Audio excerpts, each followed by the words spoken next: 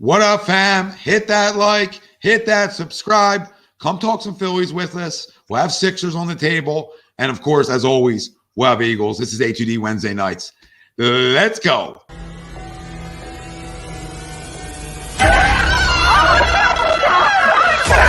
Let's go.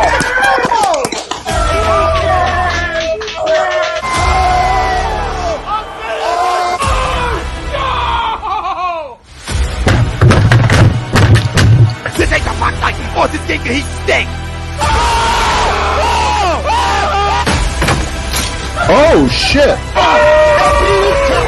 It's gone.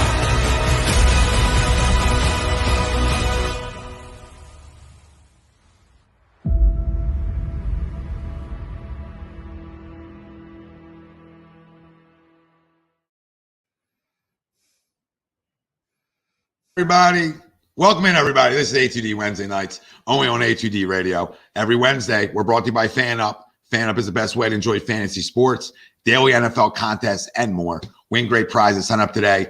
Use our promo code A2D for $50 right at sign up, and you can download FanUp right on the Apple Store. Go do it. Use our promo code A2D. As always, Frank Vespi, Greg Mwakovic, Ryan Brodo, Ralph Delvecchio. I'm Tom Arnone. No Chrome, no Noah. Maybe they show up, maybe they don't. But we got a lot to talk about tonight, baby. We'll do our NFL locks of the week at the end of the show. Eagles bye week breakdown. So we'll sort of, we'll get you into a little bit of getting guys healthy and getting guys ready for the following Sunday. And we'll give you a little bit of a preview to that as well.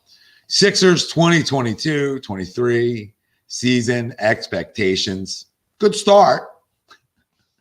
Real good start here. Just what the doctor ordered, literally. Hey, doc. But we'll talk plenty of Sixers. It's game one of the NBA season. I think people need to also relax, but not a good look. Our main topic: Phillies NLCS game 2 post game, and we'll preview Friday night's game 3 here in Philadelphia. So it's exciting. It's just exciting. Like, I got to keep pinching myself saying NLCS, like Phillies NLCS. I get a little pinch. Is this real life? So everybody calm down. Okay. That all ties into our poll question brought to you by Manscaped. Get 20% off and free shipping with the code A2D at manscaped.com. Unlock your confidence and always use the right tools for the job with Manscaped. It's time to throw out your old hygiene habits and upgrade your life. Get 20% off and free shipping with the code A2D at manscaped.com. Here's our poll question. I'm curious about the people's thoughts on this, because I feel like I can see and smell casuals depending on how people answer the poll from a mile away, but not how they answer it, how they elaborate on it, right? Like, you can disagree to this poll. Phillies fans should be concerned after today's game 2 loss. Do you agree or disagree? Let us know. Facebook, YouTube, Twitter. That's where we're live. Everywhere you get your podcasts, we're there as well. Go find us, download us, like, subscribe, follow wherever you're at. Tell a friend to tell a friend, and bigger than that, comment in. We say it every show. Comment in. We try to read. We try to read as much as we can.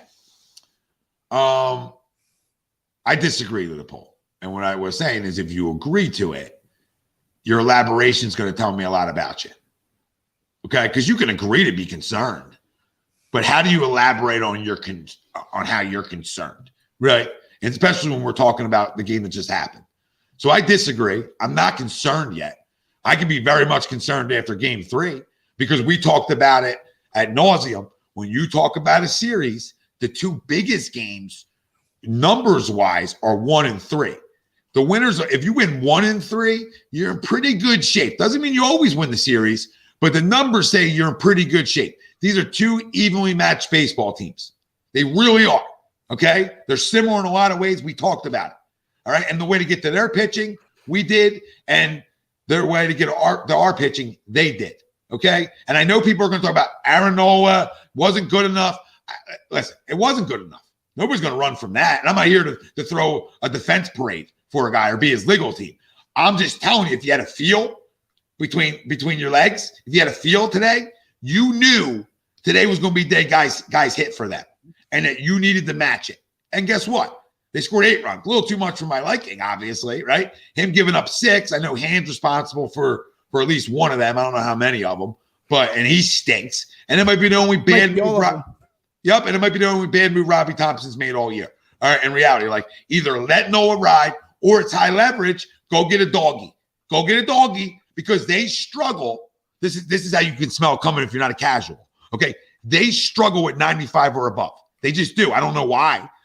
There's no explanation for it. That's what gives them trouble. Zach Wheeler is a guy that's going to give them trouble. Okay, right? He's still got to pitch great, but it's going to give them trouble. When you talk about Nola, 95 or lower, he sort of plays into what the Dodgers hit. And they had 2 hits the night before. So you smell them hitting tonight. You smell them hitting. My only concern is laying off the gas. My only concern is getting up 4-0. Then it's 4-2, right? And you sort of smell that inning coming because he sat for a while. Not making an excuse. You can just sort of see it. He sat for too long, right? Comes out, gives up 2 homers. Fine. I think we're all feeling good at home still, though, right? We're up 4-2. We didn't tack on at all after that. That's where you kill something. You get the kill shot. It's time for a kill shot, peeps, right? You can take them out at home. This is a desperation game for San Diego. It's desperation. Everybody relax. Circle back to me on how you feel after game 3. After game 3, that's a telling game. Because if Ranger Suarez can beat Joe Musgrove, we're in good shape. We're in really good shape. Very good shape. Okay? Very good shape. You can't – listen, you're not going to hit homers off of Snell. That's not his MO. And you can hit homers off of Darvish and Joey because that is their MO. They give up the long ball. Right? 22. Maybe we can get 24 out of Joey now like we did with you.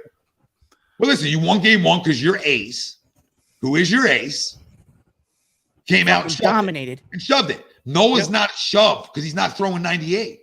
Nope. He's just not. So he plays into what San Diego does. That's why we lost today. All right. I felt him getting hit around coming. No excuses. Would have loved for him to prove me wrong. You know what I mean? Would have loved for him to come in and deal. But he had 3 straight outings, give up no runs. I mean, in all big games. So you have 2 aces. Just because if Wheeler gets hit around, what are we not going to call him an ace? Guys get hit in this league. The other team's getting paid. That's what I call the casuals. They're getting paid a lot of money. That's a lethal lineup. They're supposed to be good. Doesn't mean you come out. He's over there. Yeah, it doesn't mean you come out and get hit around. But how about we tackle on the 4? We have this potent offense, and we let our foot off the gas a little bit. They creep back into the baseball game. We lose it. Game 3's the big one in this series, and we'll talk about it as the show goes on. Ralphie, you want to go? Yeah. I'll go disagree as well. If you were down 2-0, then yeah, you could concern a little bit. But I mean, you're tied 1-1. You split in San Diego, which was the best thing that we could do. And then you come back to Citizens Bank Park. You got 3 of them, man. You got 3 of them at home. It's not like you got 2 of them at home. You got 3 of them at home. You could fucking win the series right here. Sweep them at home, and we're going to the World Series. And we're all happy for joy. We might put a tent down on Broad Street because we're feeling so good. But after today, I still don't have any concerns. I think the only concern, like you said, Tommy, was not tacking on any runs after that hot start, going up 4-0. And then, obviously the next inning, Nola lets up those 2 home runs to make it 4-2. And we didn't do anything else throughout that game until later in the 8th inning. But other than that, I mean, at this point, we're back home for 3 straight. I think we can get the job done at home. I really do. So you think taking 2 at home's coming? Absolutely. Or 3. You think? Sorry, it's 3. It's 3. Absolutely. So you think we ended in 5? Absolutely. I said Phillies in 6. Listen, I'm not concerned at all. I'm not. Oh, I'm not concerned, but 5's crazy talk to me. How is it crazy though? 5 you got to win even. today. 5 you got to win today. You think you're taking all 3 at home versus them? I don't know about that. Dude, have you seen CBP was rocking, bro. Oh, listen. That's all well and good. Listen, right babe, it ain't a great place to play. It ain't a great place to play. You throw up a bunch of goose eggs. I'll tell you that right now. I know right? that. I know that. So you be talking like Alex. But it's also not like we've been shitting the bed at home either. No, but I just think it's hard because listen, we're not that much better than them, and they're not that much better than us. Oh no, I'll give it to them. They're even. It's even baseball teams right now. But I think we just had the upper hand. I at this point right now, 3 straight in Philly, We haven't been to the postseason in almost feels like 20,000 years. Oh, NLCS 3 straight. I don't know. I like our shots. I'll give you $250 if that happens. That's okay. the bet. That's You fine. don't got to give me nothing. That's fine. Now shake on it. That's how confident I am we ain't winning 3 straight here. I want to be proven wrong, right? I know. I mean, yeah. Like, you better win 2 because I think it's 7. I think they're so tight. These 2 teams are so tight. They're like so similar but different. But they're tight. Is it 2 in San Diego, 3 here, and then back to 2, right? Yeah. Gotcha. Yeah, 2, 3, 2. Yep. 2. Yep. Red eye out. Yeah, wonderful. And no more off Right. days. No more off days. Oh, really? So it's straight on out, huh? Yeah, I wonder how many off days the Yankees get. Probably 4. Yeah, unless we get a phantom thunderstorm like the Yankees did earlier this week. Yeah, no off days, Ralphie. Yeah, I'm not right there with Ralphie. Like, I'm not predicting a sweep at home. I would love it. But no, I'm good. Like, I think people forget that we were literally in this spot, sitting in these chairs last Wednesday. Like, we were doing a show right after we had lost, the second game against the Braves. Yeah. It's deja vu. Yeah, and listen, deja vu could work sometimes. You know what I mean? Like, we were sitting here I think we played this clip 100 times last week. Like, and it's still hilarious to me. But like, I don't want to say we were panicking last week, but we were really pissed. And we went on to win the series very handily. Now, the Padres are a lot hotter than the Braves are. I think they're a much better team than they are. Regardless, they're here.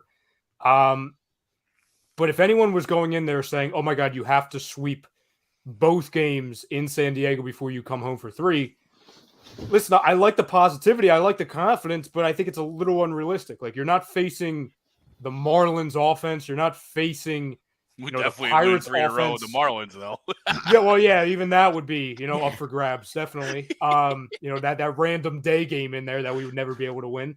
But it's like, I said this when we were doing our show on Monday, Tom, you can attest to this, and Ralphie.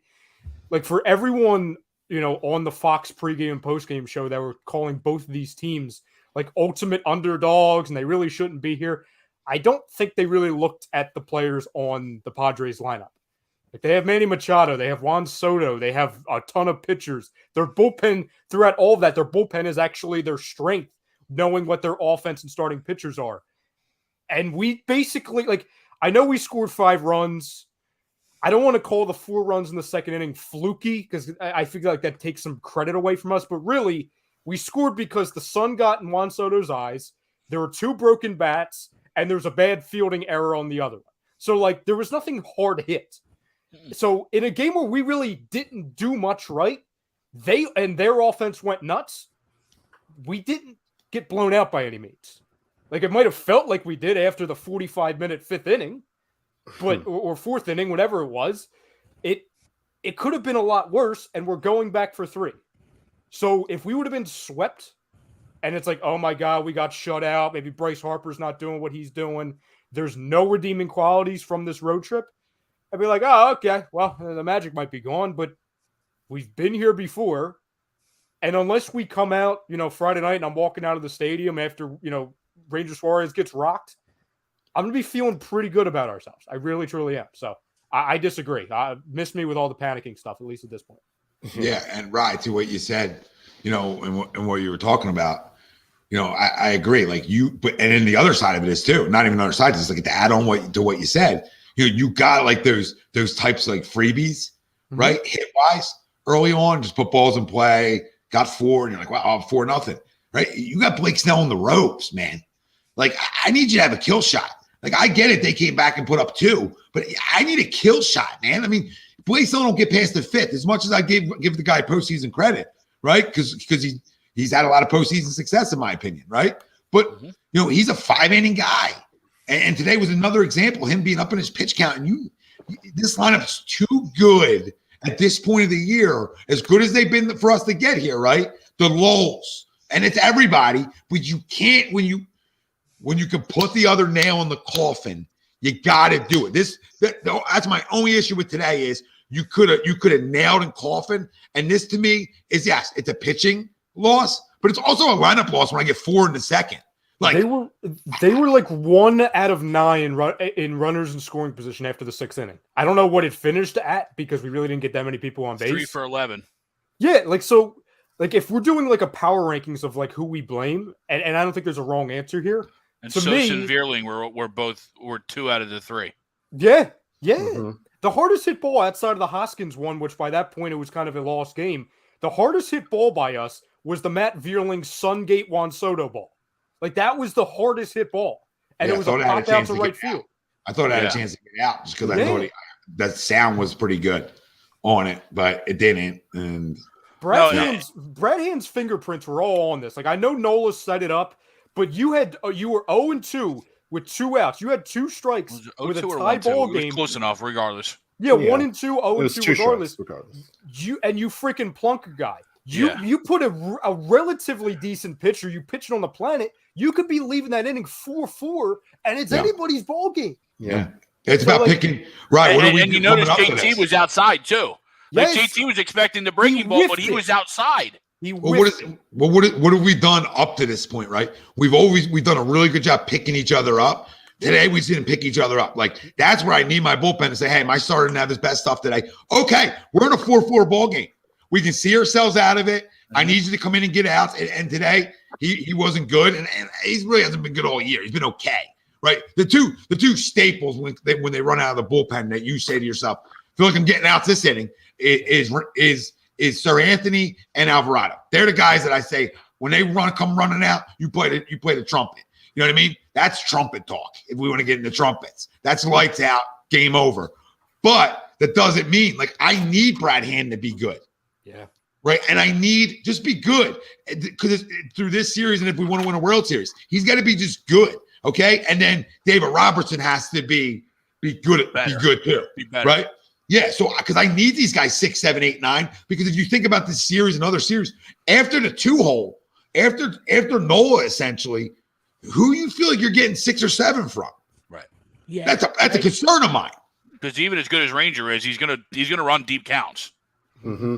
He's gonna walk some people. He's definitely gonna walk some people. No, and Tommy, you're right with the Blake Snell getting to him. Right, you were 1 or 2 runs away from getting him out of the game, either that inning or the next inning, because they didn't necessarily. We bailed them out this series in general by letting Blake get the 5. You're 100% correct. If we could have gotten Blake out in the 3rd inning and make them use that bullpen with 1 day off, and then they have to go through and use all their high leverage guys, or at least guys that they don't necessarily want to use because they have to eat up innings, right? You make that game a little different. Because they got to use those guys, to your point, because if they're down 4-0 there. or 4-2, at 4-2, they feel like, oh shit, like I got to get this guy in because I got to keep it here because I'm already down 0-1 in the series. Yep. So you're right.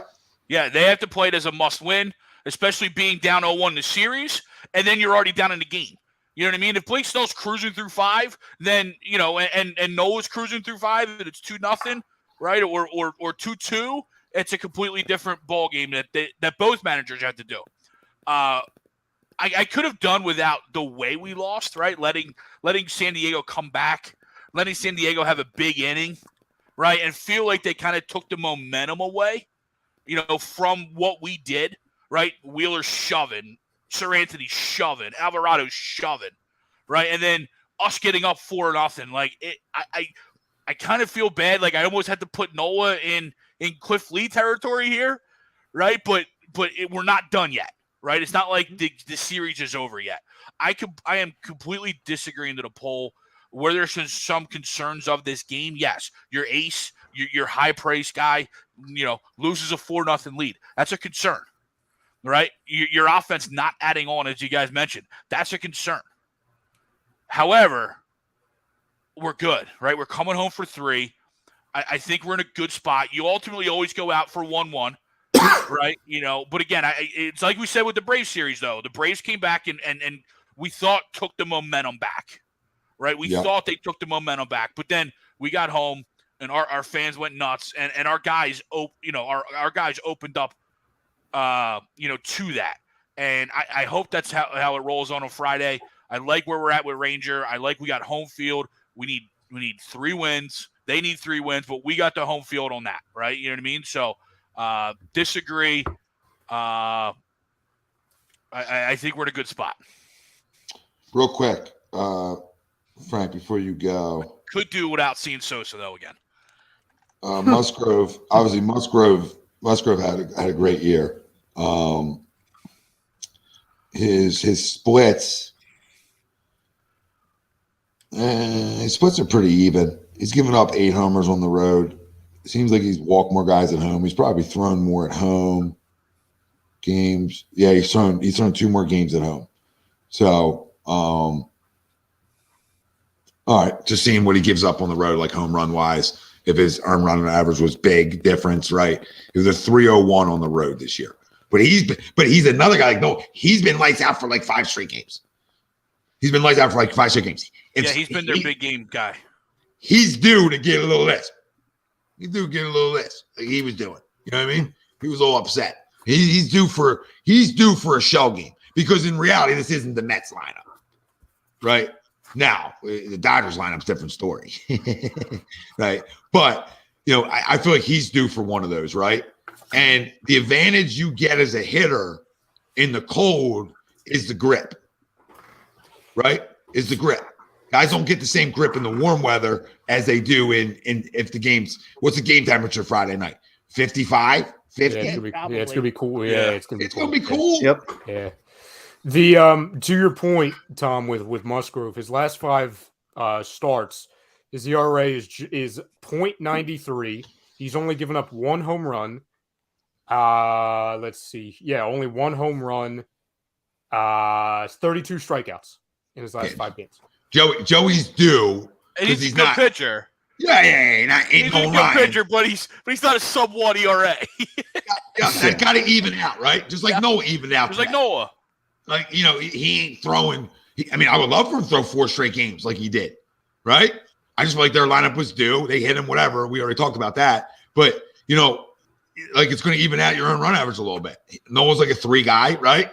Well, after today, you get back into the 3 hole a little bit. You just somehow need Ranger to go 5 on Friday, because if you look at Musgrove's last 5 starts compared to Rangers, a little different. Well, advantage San Diego because they are the favorite Vegas wise on Friday night. Minus 115, they're the favorite. So, knowing that's because of Joey. Yep. But we're really good at home. Julio. That's obvious. And you know what, Rye? I can agree with you about 5. I'm going to say screw 5. Love for Ranger to have a big – guys do this in the postseason sometimes. Like, I need you to be like a guy. They'd be like, oh, wow, Ranger scores, give up 1 run in 7 innings. He was lights out tonight. You have it in you somewhere. Talk dirty to me. Yeah, can you give it to us? Great song. Because you know how much you're going to have to use the pen moving forward in this series. Yeah, because what do we do game 4, right? Is we back to Thor for 3 innings? You know what I mean? No. Once Frank goes, I think I know what they're going to do. Go ahead, Frank. Yeah. All right, so I agree to everybody else and disagree with the poll. There we go. I got you in the first half, not going to lie. I'm also disagreeing to the poll. It was 1 bad inning. All right. It's going to happen in the postseason. San Diego is going to have their moment at some point. The momentum is going to come back to Philly. We know how Citizens Bank Park is, home playoff games. Don, don't hate me. But yeah, I'm looking forward to these home games, especially in an important championship series. Now, if we're going to sweep those home games, part of me wants to wish it in existence, but I think we're going to take 2 out of 3. And, Meatloaf said that ain't bad. So I also disagree to the poll, and let's bring in some home playoff energy. Yeah, right. What were we going to say before Frank went? So there are a lot of people screaming in comment sections, and this goes to kind of your point with like, okay, why did we go Nola, then Brad Hand, Bilotti, Brogdon? And by the time Brogdon got in, it was just like, oh, okay, We just need a body at that point. Sadly, he was the best one of the pen. I thought that, and that's too, the Greg. scary part. I thought that. I'm like, oh, okay. You're resurrected. You of all people, bro. If it's 4-4 and you're taking Noah out of that game, like I said to you earlier, he's only getting taken out for either Sir Anthony in that spot if you're trying to keep it 4-4 or Alvarado. Like you got to get cute there. Then you got to say, you know what? They don't hit 95 plus. Well, I'm gonna go throw gas at them and see if they can hit it. So I saw that and I'm like, well, a lot of people were screaming for Eflin. Okay. And listen, Eflin over Brad Hand, especially Brad Hand the last 2 months, like I hear it. I think there's a very good chance Eflin is your starter game 4. I think there's a very good chance that because my argument is he's stretched out for that. I hear and maybe it's a starter just like what we saw with Syndergaard, where it's just once through the lineup and then you move on, right? Like I don't like it. I don't like it. I think that's Stopper getting a little cute because Noah pitched well. He's pitched in the playoffs before as a starter. He's pitched well in the playoffs as a starter. Listen, he threw well in that game. I thought he should have been given another inning. Honestly. I agree with you. We don't have to go. This is where we got to stop getting cute, right? It's like we have to go in and throw a guy for 3. Absolutely not. If Noah Syndergaard's throwing well game 4, let the dude ride. Because at the end of the day, if this series goes 7, like I think it is, guys are going to be dead in that pen. So you have to get some of these guys that give you 5 or 6 that maybe, especially one that maybe that's not expected. I just want to make it not to you guys, but if they threw out Eflin in game 4, I would completely disagree with the situation. So like, I hope I'm dead wrong. I'm just gauging what they may be thinking. So I looked at what Eflin's done this season because Tom, you and I have done that, even off shows, looking at, okay, what has this guy done here? Just the history against the teams. That's how you and I kind of figured out they were going Syndergaard like 2 days before they even announced it. It's because they hadn't seen him against the Braves because he was over in Los Angeles. Eflin's last 2 starts against the Padres are actually not too. They're pretty good in retrospect. He's given up 0 home runs in the last. When's the last time he's pitched against them? Though did they have Soto in the lineup? 625. So no. Yeah. Not that he's the deal, like you know what I mean. I hear but you. Soto and Bell and Drury make a huge. Lineup. Yep. There's 3 guys. No, you're absolutely right. Soto has good history against Syndergaard. I checked that. Yep. Yeah, I'm sure he does. But he's also a guy who's going to have good history against most guys he sees. Yeah. Sure. You would think. Sure. But not fun. Sorry, but not fun. No. But he went 6 innings, 5 innings the last 2. He gave up 5 hits, then 4 hits, 1 run, then 2 runs, and I said, 0 home runs on both of those starts. What's Eflin's numbers against Soto? Because he's probably seen him a lot. Let me see. Not that that's a deal breaker because Manny Machado's in the lineup, Drury's in the lineup. Like we talk about, Will Myers, I like. Bell's in the lineup. Kim's a good shortstop. He's got a cannon. They're good, dude. They are good, and we're good. Okay, so in 10 career games against Juan Soto, Zach Eflin has allowed 11 hits, 2 home runs, 5 walks, and 5 strikeouts. I'll check Machado too. In 10 games, yes. I could have done without the Machado homer today. Like I don't want that guy getting hot. No. Nope. Zach Eflin versus Manny Machado. In 5 games, he has allowed 3 hits, 1 home run, and 3 strikeouts. Yeah, he came up at a big spot yesterday and didn't get it done. And I'm like, we're not going to be able to keep him down all series. So no, because he's the one guy. He's the one guy, Greg. To your point, he's the one guy who catches up on that stuff. Like he'll hit 100, he'll hit 99. It doesn't matter. It is weird that the rest of their lineup, as a whole, that they don't. It is. So you got to how do we find gas? What is Bradley? How hard is Bradley? Sorry, how hard is Bradley Falter throw? What's he hit? Hard. Is he hitting 96? No, I think he's low 90s. He's like 92, 94. Is he? Frank, can you check that, please? Maybe after the 1 inning he is. To your point, maybe after 1 inning he is. I feel like if he was coming in for 1 inning, he could give me 97. I would agree with that. Well, that's what I was going to ask you guys, Frank. When you find it, let me know. I found it. Go ahead. All right, so this is going with what we got in 2022 so far. Bailey Falter's pitch repertoire: sinker, around 91 miles an hour. Four seam. Need the fastball. Yep. 92. Mm. Curve at 77. Slider at 84. And the rare change at an 83. Okay. So he don't even come close to it. So fuck him. Well, that's Get him what I out was of going here. to ask you. I was Get going him to out of ask here. you guys Sorry, about Greg. Fultz. Sorry, Greg. You're right for the first time in your life.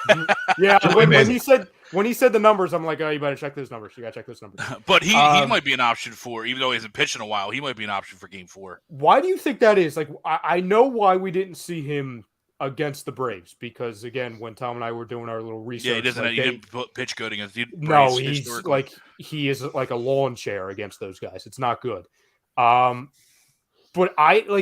we know Dombrowski's really high on him. Like I'm not saying Dombrowski is like a Howie Roseman where he's making like on the field decisions, right? But Bailey Falter's a guy where he's not, he's not shilling by any means, but he's a big reason why you're still here. Like if Bailey Falter doesn't pitch the way he does in late August, early September, you're not playing in the first round, let alone the NLCS. I don't even thought he start. was. I actually forgot he was in the pen. Like knowing that, I probably would have gone to Bailey Falter today instead of Brad Hand. Yeah, in that situation, like if you were going to make a move, right? If you're not going Alvarado, going lefty left, I would have rather. It probably would have ended up being the same thing. But I don't know why he's not. Well, I do know why, because they didn't want to pitch him against the Braves at all cost. And through Game 2, I mean, he could have pitched today in those mop-up innings, but you already used a lefty, so I guess they wanted to go. They wanted to stay right. They used Hand, so I guess they wanted to stay right. What are you looking at? You didn't hear that sound? No. Sounded like Homer Simpson was in the background. Yeah, I heard it. Oh! I don't know. It was feedback from somebody's mic.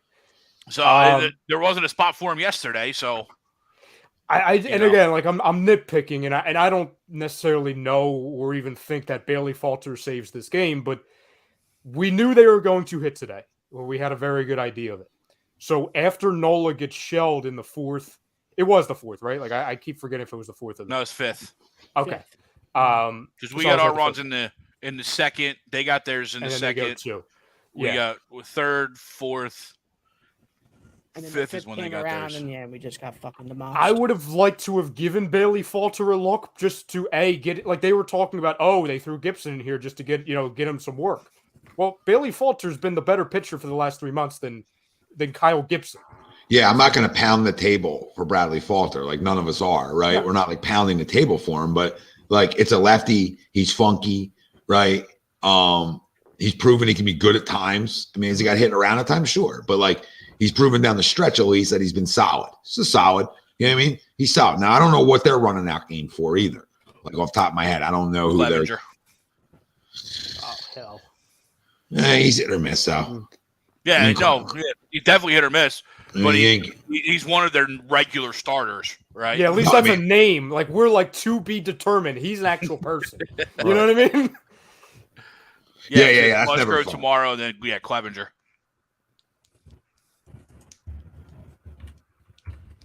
I mean,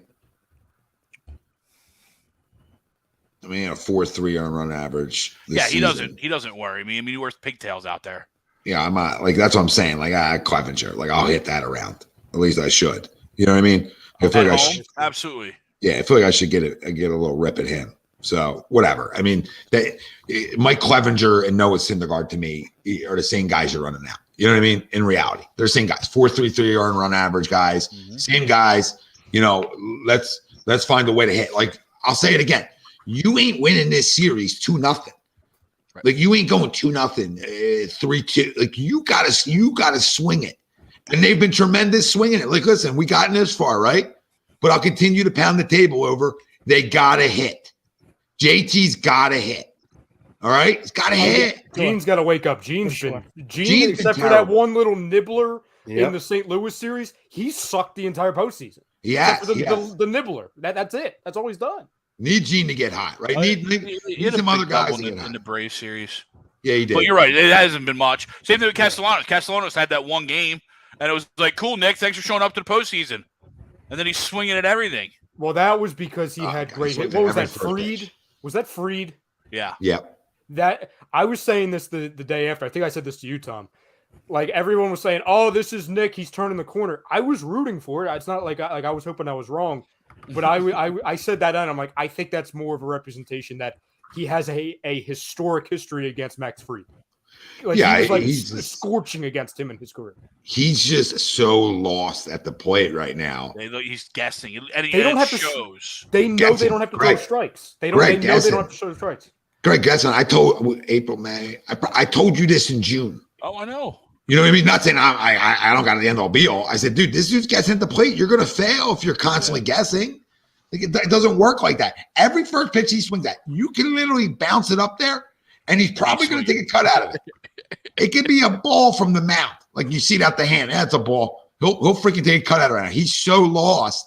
And I'll be honest with you, you're not gonna win because every series, teams get better. You relax it, dude. You're not winning this series unless guys like JT, Nicky, and even Schwartz. Like, these guys got to hit. We talked about in the Braves series. I told you guys, you're not winning unless all four of those guys hit. Enough, right? Enough. JT didn't, but Reese had a big homer. So other guys pick other guys up, obviously. But the big dogs got to swing. We got away with Schwarber not having a good series and other guys swinging well. Well, those other guys now need to swing it well.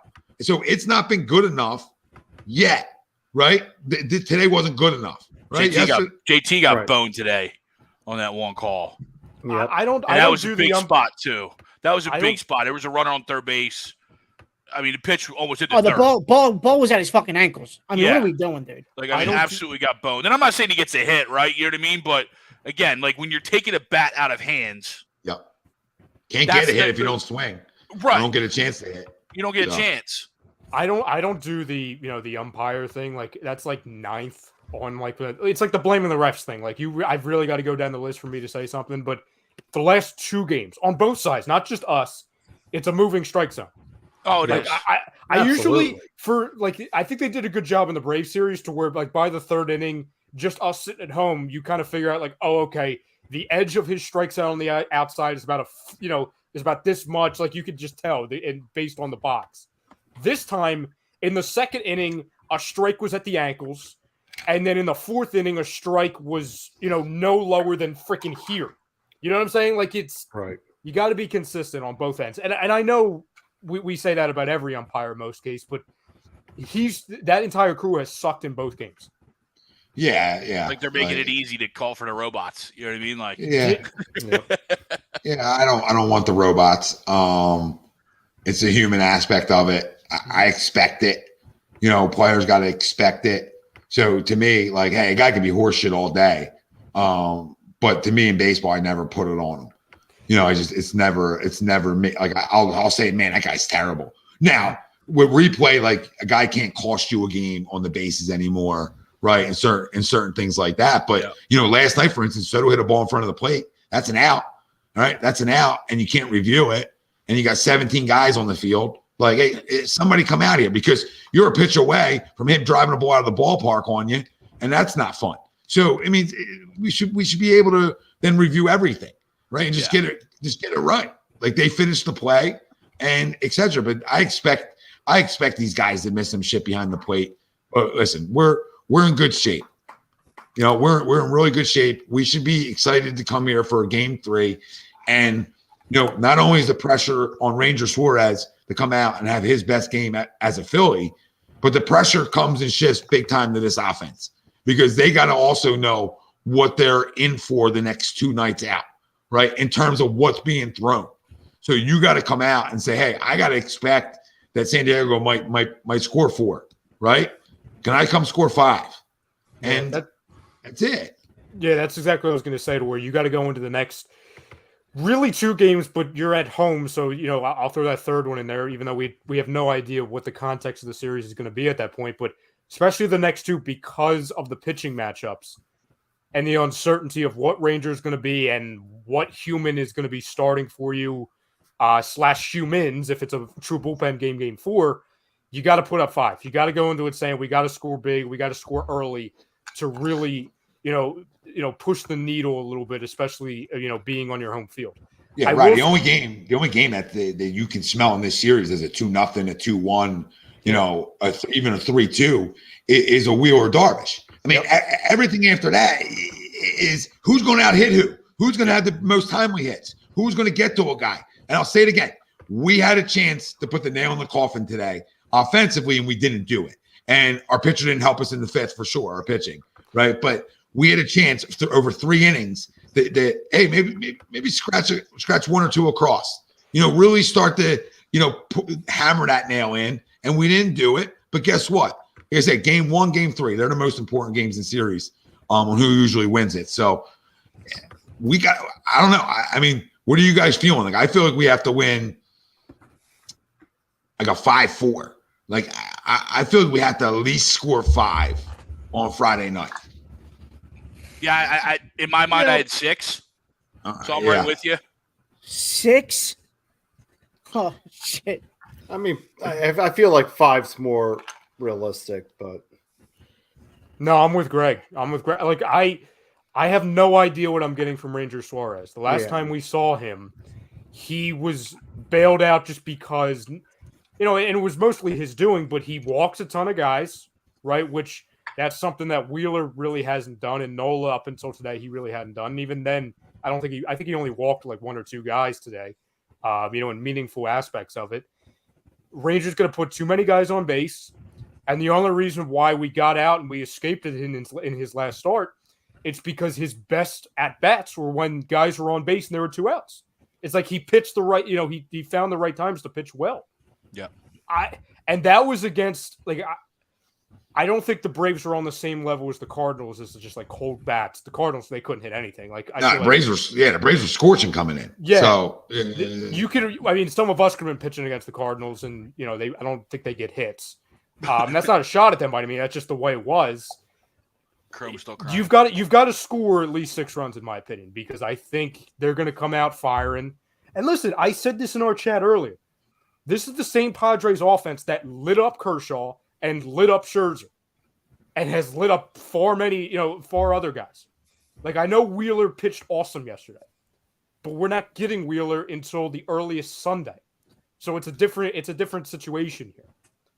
And like again, they have far too much talent to be considered underdogs by the national media, and I think it's one where, hey, our offense needs to do something that really we haven't done in both games, because as much as yesterday was awesome, 2-0. We get out and we make a statement. Nobody got hits that weren't named Kyle Schwarber or Bryce Harper yesterday. Yeah, we sort of had our game, and to go off of that, like our game 1 in Atlanta, we had a bunch of timely hits, right, to seal that game. Game 2, a lot of small ball in game 1 in that Atlanta series. Yeah, and then like Ranger, and then Ranger was getting out of trouble all day. So whatever. Game 2, we didn't hit, but when we came home, we hit. So my saving grace on all this is that we're going to come home and hit. Because I got a weird feeling, like I said about this game. I think Musgrove gets hit around on Friday night. I just feel like he gets hit around. But on the other side, that Ranger can get hit around too. So yeah, I just feel like that, and it's not a cop-out. The team who's going to get the big hits and big spots is going to be the team that wins this series, because that's what it's becoming. That's what it's becoming. So, and neither team's an underdog. Both teams have ridiculously high payrolls. Okay, we're just on 100-win teams. That's all. So if you want to say they're the underdog to the Dodgers, sure, everybody is. All right, are we an underdog to the Braves? Yeah, they're the defending champs. They just won the NL East. Like we're an underdog to them. They're waiting for us to come to town. So both teams beat teams that had better years, and you weren't favored to win the series. Sure, but both teams got a lot of money. So it ain't the Guardians. Like these are high payroll baseball teams that, again, I'll say it again, are extremely even. This is literally the most even series you could have of all time. The only slight advantage they have is Joe Musgrove in Game 3. That's it.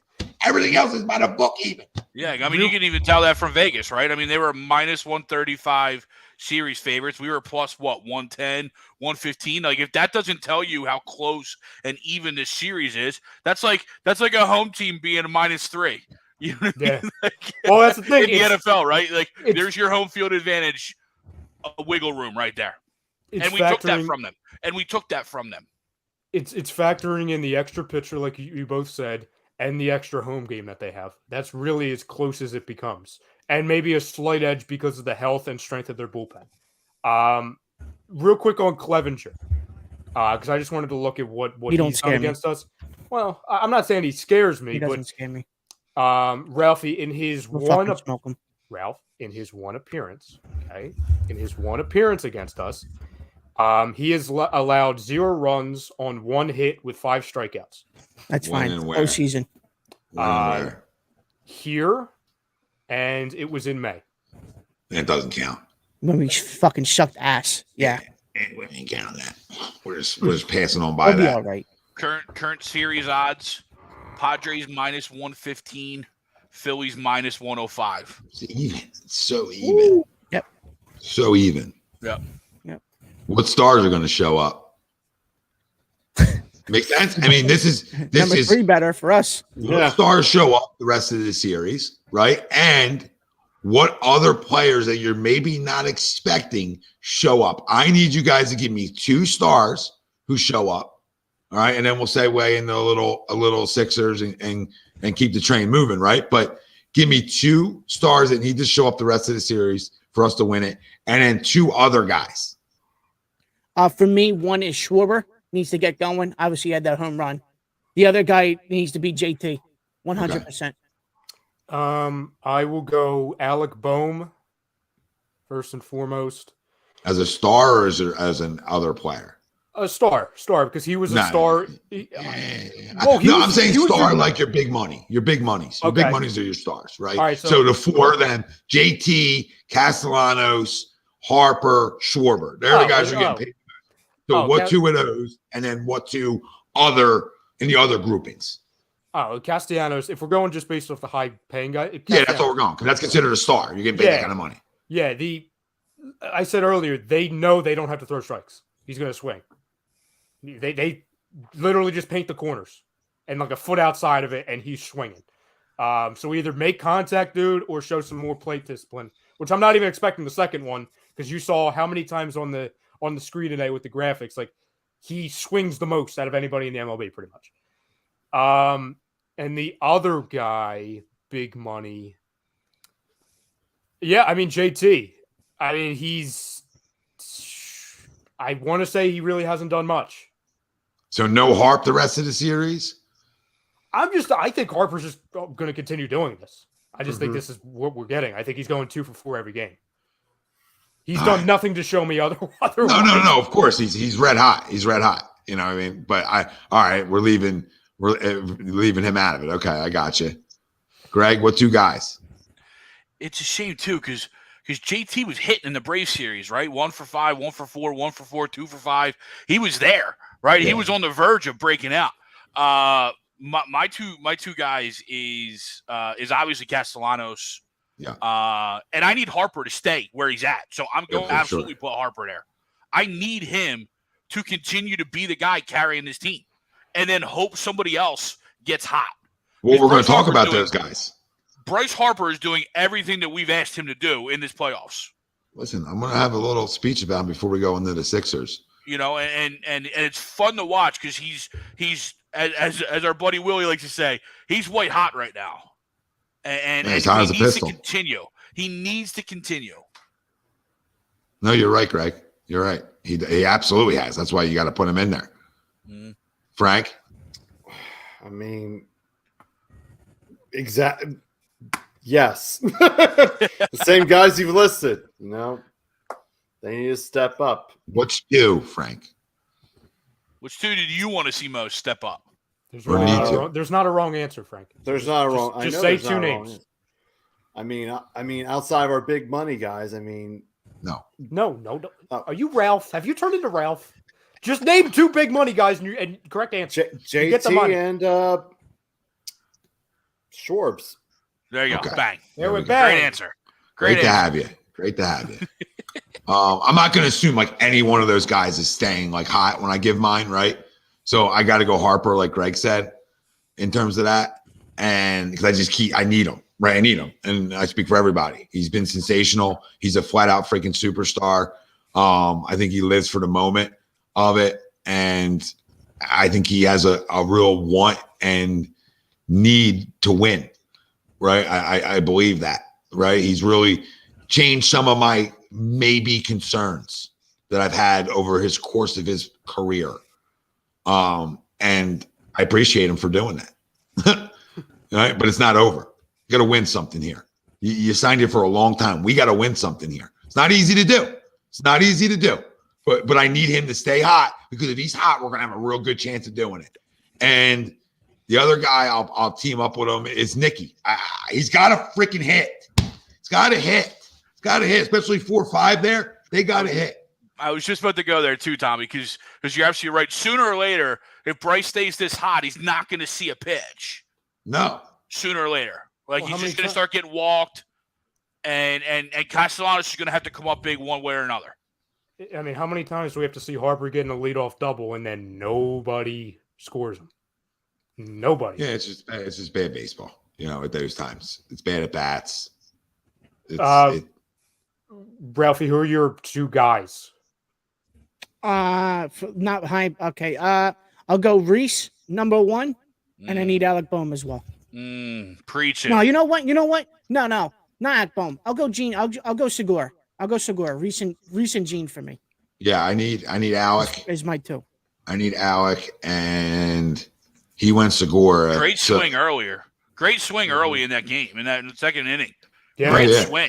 Little bloop. We're good to go. No, I mean, he had a nice nice rope. line drive. That was a rope. That was a rope. Wasn't a frozen rope, right? No, because nothing was hit hard at anything. But the attack, the mental approach was great. I need to see more of it, though. Yeah, I'll take Alec, and I'll go. You went Segura, so I'll go then Reese. He hit a homer today. That's great. I mean, that's an 8-4 homer. It doesn't do anything really for me, but hopefully that can maybe lock him in, a little bit more, and maybe he goes on a little tear. That's 2 homers now in a few games, right? So maybe he's starting to find it. So if Reese and Alec can hit, and then, well, I mean, that's pretty much down your lineup. And then I said Castellanos and Harper. If those 4 guys hit, I feel like we got a good chance. But any of these 4 guys hit, like really hit. We're talking about white hot hitting here. Mm-hmm. We're not talking about like, oh, he's 1 for 4. I mean, we're talking about 2 for 4, 3 for 4s, losing baseballs. Big RBIs with 2 outs, or just big RBIs with runners in scoring position. Right? What 2 do you have? I'm definitely going Alec. You saw how big of a difference he was. I mean, he was the best player, and I know it was only 2 games, but in that St. Louis series, he was the player of the series. For sure. And you saw both. And here's the thing, too. I'm not just talking hitting. I'm not saying he's been like early, I effing hate this place, Alec Boehm in the field. But there's been a few times, especially today, where it's like, come on, man. Come on, man. Like, in the 9th inning yesterday. Come on, man. Just simple stuff. You're hurting yourself. That's what he's got to kind of, get out of. And also timely hitting, because guys like Harper, and you hope guys like JT continue to get on base, right? So he's going to be right in there, 2 guys on, 2 outs with Alec Boehm up. There's going to be a lot of situations for him to do that. And am I allowed to go with a pitcher? Can I go a pitcher with my other one? Yeah, go ahead. It's Ranger Suarez. I can't be looking at like Ranger Suarez getting taken out in the 3rd inning, down 2-0. Like Musgrove having a, say for example, 4-0 Padres in the 3rd inning. That's nightmare fuel. I can't have that.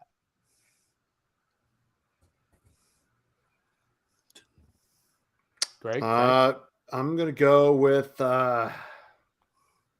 It's got to be Reese and Gene. I mean, Ralph took the words right out of my mouth. So, Greg, Reese Hoskins has got to be on the top of that list. Yeah, it's got to be Reese Hoskins. Especially if he's gonna stay in your 2-hole, right? If Thompson wants to switch it up and move him out of the 2-hole, then some pressure drops off of him. But if he's gonna stay in that 2-hole, Reese Hoskins has to hit. No ifs and buts about it. Can't keep watching third strikes just come right down Pike Street and just be like, oh, I wasn't ready to swing. Or swinging way outside the zone. Yeah. Can't have it anymore. And for me, it's gonna be my daycare kid, Bryson Stott. Because if you look back, he had that big hit and that big at bat in the Braves series that turned that game around, that turned that series around. And And I expect that to happen because, again, that came after a day off as well, right? He didn't start that game 1. Well, that was game 3. So, but he came off of shortly after a day off, 2 days after, right? No, now he's going to have 2 days. Yeah, now he's going to have 2 days. Yeah. But I still think he's going to prove that going into the rest of the season and obviously next year, there's no more platoon with this guy. He's going to come up with a big hit again, and he's going to spark this offense. You know who I almost went with, honestly? And it was weird because, you might see him for 3 at-bats, and that's it. Alvarado. I think Alvarado is gigantic in here because, and I'm not just saying because Rob Thompson yesterday thought like, oh, let's just switch things up and use him as a closer, even though Sir Anthony's been lethal, for the last, week and a half, 2 weeks. But he's either going to be your 8th inning guy or 9th inning guy. And, you see what the Padres offense did just in today's game.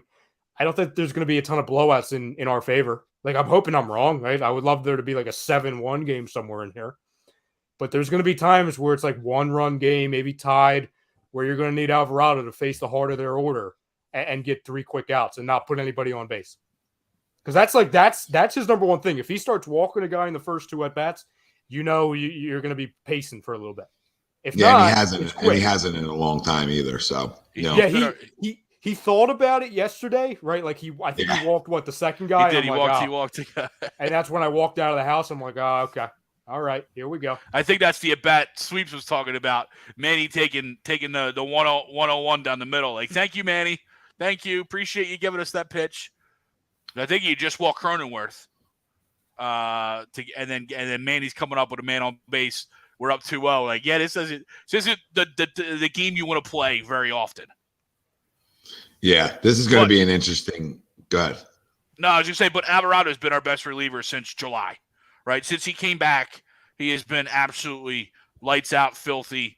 I agree. I wasn't necessarily thrilled with the switch in roles, but if that's what Robbie's doing, then okay. Yeah, I think he's just, and I think what it does is just it gives a lot of confidence to these guys, too. That they jump into these roles, and then if they're successful doing it, when he places them in that role, I think it just gives them confidence for all the other innings. If he decides to throw them in the 7th or the 8th, right? I think it just builds confidence. I think he does a good job of building players up. I do, but this is going to be a dogfight. So just be prepared, for the sweating in the rest of this series, because I think it's going to be a little sweat fest. Just to respond to Joseph real quick, like he says, I feel like Rob should have left Nola in to finish the 5th. He struggled, but just struck out Machado and was at 81 pitches. If we get out of that inning 4-4, we might have had a chance. I hear what you're saying, Joseph, but to me, I think the real issue there wasn't that they took out Nola. It was who they took out Nola for. Because yeah, I don't know but you know who you're taking him out for. To his comment, like it's not an unknown. Like, you're going to go get Brad Hand. So, if you're going to go get Brad Hand or somebody that likes the Brad Hand, I'll rather just take my chances with Nola. If I get beat with my guy, I get beat with my guy. I'd much rather get beat with Aaron Nola than get beat with Brad goddamn Hand or anybody else out of Alvarado or Sir Anthony. That's the problem. So he doesn't have a lot of guns in the pen for it. So, it's almost like, dude, like Joe's saying, he's at 81. See if he can get out of it. If he gets hit there, then guess what? Then it is what it is, and then we go to the pen. And they're his runs anyway, right? Even if Brad Hand comes in, lets up the runs, they're his runs anyway. Why don't you just let him legitimately give up his runs? Yeah, it's always a Monday morning quarterback on these types of things, obviously, but you guys are allowed to be wrong. Like, you know what I mean? Like, Robbie's pulled all the right strings. This was the wrong string, in my opinion. Noah wasn't on his A game today by any stretch, but I feel like he's got a better chance of getting a strikeout, of getting a pop-up, of getting a ground ball than Brad Hand does. I just have more confidence in him. So at this point of the year, if it's not for your 2 big dogs, or even maybe Robertson, right? Like, maybe even Robertson, I would feel like you'd rather put him in a lesser situation than this one to get him back out there, really, right? Because is he thrown yet? He didn't throw last night, did he? No, today was the first day. Yeah. Yep. Yeah, today was first day. So I don't know if they want to put him in 4-4, right? Just because it's his first one back, but he's been around the league forever. So, I mean, even there, but I just let him go, right? Was there 2 outs when he pulled him or 1? Yeah. Two. No, it was 2, right? Yeah, I got a problem with that. I got a problem with that because he didn't give up the lead. If it's 5-4, it's Pool City, right? If it's 5-4, it's Pool City. At 4-4 with 2 outs, see if he can make a big pitch. You're 1 pitch away from getting out of the inning. But you get the opposite with Brad Hand. And do you trust Brad Hand enough for that? Because we always talk about high leverage. No. That's high leverage. I don't even think Brad Brad Hand even pitch in both the Cardinals or Braves series? He pitched like once. Yeah, I think he pitched like once. Here's the thing with Brad Hand. He has outside of that. I mean, I'm going with Nola, and I'll take the 4-4 tie going into the 6, and then that's just it is what it is at that point. Let's make this into a ball game. Brad Hand has 1 pitch, and he hasn't been able to throw it effectively in 2.5 months. That's he stinks. Yeah, he's not good, Ralph. He's not a good, not a fan of him, Ralph. I hear you. Like I said, I just can't. I understand Nola put everybody on, and he was not very good. He gave up the 4 runs. It can't happen. But the thing that I think absolutely kills us is it's 1 and 2 strikes or 0 and 2 strikes with 2 outs, with 2 guys on, and you hit a guy in the back. If you put it anywhere else on the planet, you have a chance to get out of that inning 4-4, and you almost feel like you escaped something. Because it's not like there was 0 guys on base. Guy on first and third. Yep. Yeah. 4-4, and your top of the order's coming up in the 6. Yes. Yeah. And the fact that Nola didn't walk anybody all game at least. So in that second and third situation, or bases loaded 2 outs, whatever it was, when he got pulled, was the second and third 2 outs when he got pulled, right? First and third. Yeah. First and third. Yeah. First and third. But either way, like it's first and third 2 outs. I mean, that's just like, hey, I agree. Like I think at 81, you let Nola rock, and if he lets up another run, then you go to the bullpen. Then he's you obviously get a Brad Hand. Yeah, and he's obviously not going back out the next inning. No, so, he's done. He's done. Just let it all out. The best thing could have happened was a ground ball out, and you go into the dugout, going into the 6, tied 4-4. Now it's anybody's ball game. That's been my biggest criticism of Rob, honestly. And listen, most of the times it's worked. So it's like, hey, you proved me wrong. That's fine. I'm not going to bitch that much. But like last night, I think going back in some of the games of the series, or in past series, that is, I think he's been too quick to pull the trigger on getting the starter out of there. You know what I'm saying? Like, I would have been absolutely fine seeing another inning, or at least trying another inning of Wheeler. If Wheeler struggles and you want to pull him, fine, be my guest, but at least try it. And you saw that a lot in the Braves series. That's my one criticism of Rob Thompson. But guess what? We're here, so maybe he clearly knows what he's doing a little bit more than maybe I'm giving him credit for. Yeah, I'm right with you. Like, I would love to see Wheels go another inning there. But then I also understand trying to understand like what they're seeing. Mm-hmm. And they're seeing, according to them, it gets flat. It doesn't have as much movement on it once he started, like late on in the year here when he's had a lot of mileage on him, right? And when he starts getting in that 80 range, for whatever reason, it seems like his stuff isn't as good. I still ride him though. Like, I still say, okay, I know it's a little off, but you're also in a 2-0 game, whatever. I agree with you. Like, I think all managers around baseball are too quick, right? And that's been a gripe of mine. I mean, that's why Dave Roberts is home again. I mean, that guy can't get out of the dugout quick enough. So, long story short, with all of it, I don't think anybody really rides their doggies anymore like they should. And it's all analytics. And it doesn't mean it's right. It doesn't mean it's wrong. Like, we could have left Wheeler in and he gives up 2 runs the next inning, or we leave him in and he's lights out again. I mean, I felt like because he was using all his hard stuff early and then started to mix in his curveball later on in the game. And I feel like to them, how they think, oh, he showed it all now. So, right, he showed it all and he lost like 1.5 miles of velocity at that point in the game. That's what happened. So to them, it's like, I gotta get him out. I gotta get him out. Instead of saying, well, this is a dog right here. He's an ace. Like, sometimes aces are going to lose their stuff a little bit, but they're still going to get outs. Still going to get outs. And that's my gripe with it. But it's not the end of the world because you can go to those two guys, right? In game 3, but at home. But today, you ain't going to those two guys.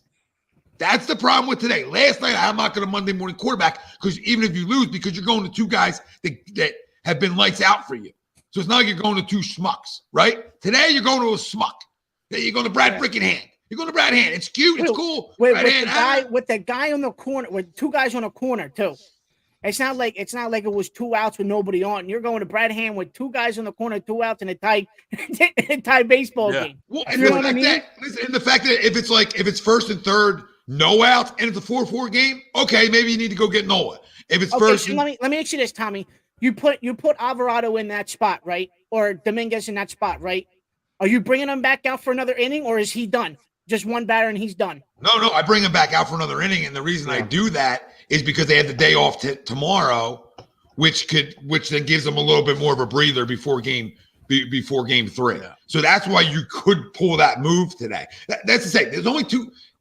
It's okay. It's the 5th inning. It's hard to tell you to bring out Sir Anthony, but you all talk to me about high leverage all the time. Mm-hmm. High leverage. That's all I hear now. High leverage. All right, it's an MLB lineup. 7 sometimes, why it's in the 8 sometimes. Well, that's supposedly that's what they said. How many times when we got Robertson? Like when we got him, we didn't get him. We're not going to put an inning, mark on him. It's going to be our highest leverage situations of the game. And listen, I know this is the first time Robertson's back ever since he was jumping up and down too much. I understand, but good God, I think David Robertson with a broken back is better than Brad Hand throwing 62 miles an hour. I don't know. I don't know. Maybe I'm missing some things.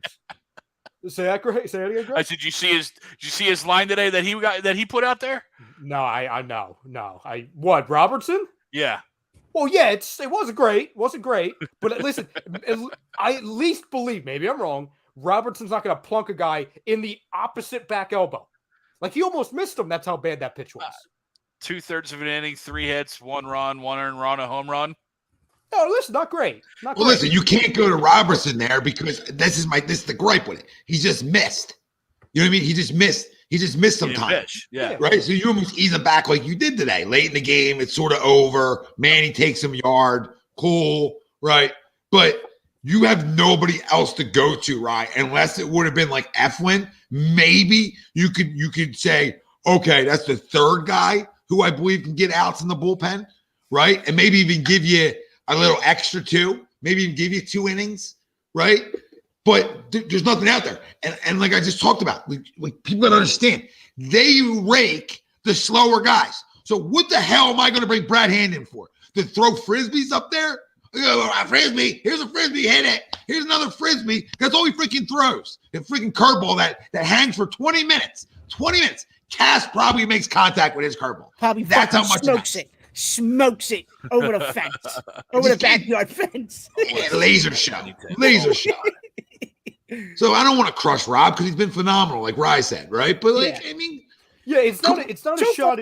That's been one mistake from him. One mistake. You have 2 aces here, which is pretty good, dude. It's pretty good so far. You have 2 aces, Ralphie. You have 2 aces, and you got to act like it. Yeah. They're aces. They've both been big game pitchers for you. So however we want to say, if Noel's a 2, cool. I don't give a shit what social media says. I'm going to tell you the guy's an ace, and so's Wheels. You got 2 of them. You're allowed to have 2.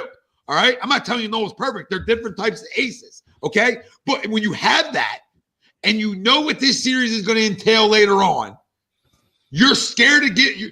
If there's 1 out or no outs, I get it. There's 2 goddamn outs. Mm-hmm. Let him pitch. You don't got Machado up anymore. Right, you don't have Soto up. He already hit off you. Right, you don't have those guys up. So now you're getting lower in the lineup.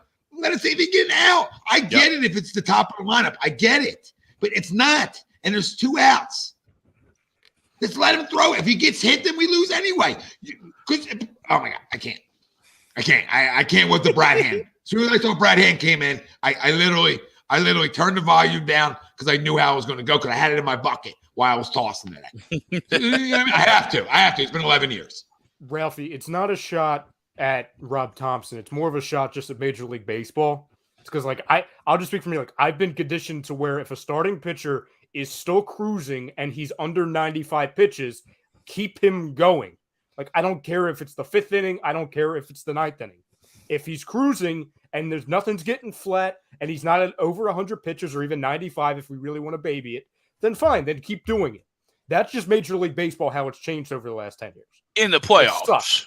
How Yeah, many times? How many times in our postseason history watching baseball have we seen guys go 98 on mothers and deal? So it's not like it's not like it can't happen, but that's your best guy you have, and there's 2 outs. And I don't really like that move there. I don't like it. I know he got hit around, but he got hit around versus their dogs. You know what I mean? He wasn't getting hit around versus Joe Schmo. I mean, their best hitters hit him today, but one of their best hitters wasn't up. Yeah, I agree. Yeah, and real quick, touching on the Wheeler thing. Real quick, sweeps. Put Cronenworth on and go at Drury. And I agree with him, even though Drury hit a home run off him earlier. Because wasn't it Drury hit him the home run in Bell? Left field. Yeah, so I go to him again and throw him because you ain't going to hit 2 off of me. No. You ain't hitting 2 off of me.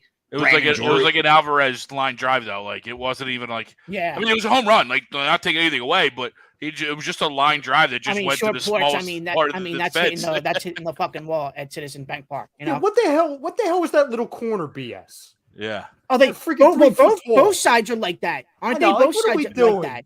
I mean, we could step over that. Come on, my freaking enough. It's a miniature Yankee Stadium. I hate that. Like, come on, that's 2 West feet Coast tall. Yankee Stadium. A ground ball's getting out of there. Yeah. It's ridiculous. And Joseph's saying like, oh, if we're down 3-1, we've got to see. He was saying like, if we get rocked if we lose game 3, Wheeler will have to start game 4. Put this out in the air, Joseph. Come on, have some confidence, brother. Yeah. First off, Joseph, that's not allowed to happen. Second of all, he's saying Wheeler will start game 4 instead of like the Syndergaard No shot. No. Yeah, they're not going to. I'm not saying it's just not going to happen. They're not doing. They're not going to do it, dude. They're not going to do it. Wheeler feels the same way about it. Obviously, like he feels the same way that his stuff's not as good when he's not rested and on, or if he throws too many pitches, his stuff gets flat. It's almost like he said to them, "Yo, I don't have my stuff anymore," which I don't love, but it almost feels like he's good with it too much. Mm-hmm. And I love Wheels, but it almost is like he's cool. So I don't know, like. I don't want season too, right? It's been a long season. It's late, man. So I mean, game 5. Listen, if you lose game 3, you're only down 2-1, so you don't have to throw. I mean, it's a must win, and game 4 is a must win. But so's game 5. Game 5. So I'd rather my dog go game 5, and at least I get back there. I get back to San Diego with Noel on full rest, and maybe he's on and takes me to a 7. Worst case, right? Worst case scenario. Like to win 2 or 3 at home at minimum, but you know what I mean? Yeah, no, that's what the point I was going to touch on with Wheeler real quick before we kind of moved on was it seemed like going into the game, it was preconceived that about that area of the game, pitch count, whatever, that decision was going to be made or it was already made, right? You know what I mean? Because you heard Wheeler talk about he had a conversation with Rob and they decided, with the drop in velocity and all that, and then you go back and you hear some of the post or the pregame stuff that like Comcast was talking about and other outlets.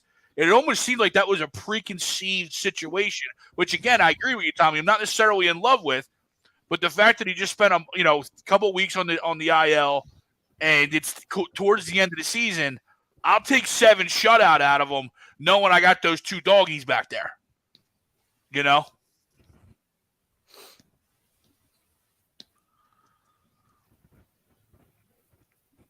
I agree. Yep. It's weird. It's not what we're used to. You guys want to bitch about the Sixers now? want to have their turn now? Yeah. Bitch about the Sixers.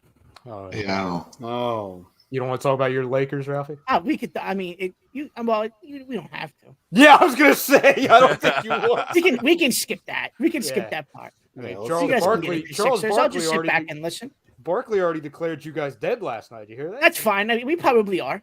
It is what it is at this point. One game, we're done. Well, hey, according to Sixers Twitter, we're already dead anyway. I mean, we gotta change the standings. It's.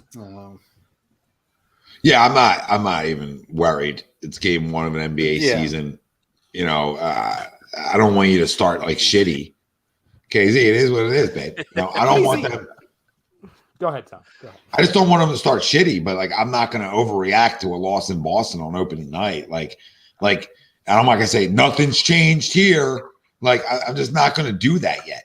I mean, I could do it soon, but I'm just not going to do it yet, right? Like it's 82 games. We got 81 left. Like I need to see a sample size.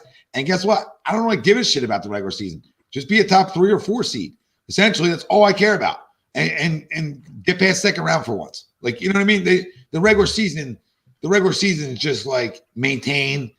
You want to play your best basketball at the end of the year, right? Say like Boston did last year. I mean, I don't want us to start like they did, right? But like you want to be playing your best basketball after Christmas. We talk about this every year. It's not an excuse. Like I don't like getting my doors blown off, but it's one freaking game, you know. And I'm not going to overlook. Joshua, I agree. I think Harden looked way better. Yeah. Had some lift. Could do without the air balls, but no more shimmying. No more shimmying than air ball. Come on, you're making us look bad. Yeah, it's like when he takes his time, he always misses. It's like just shoot it. Shoot the freaking ball. Dance afterwards. Don't do it before. Joe, you're not going to stop seeing that, Joe.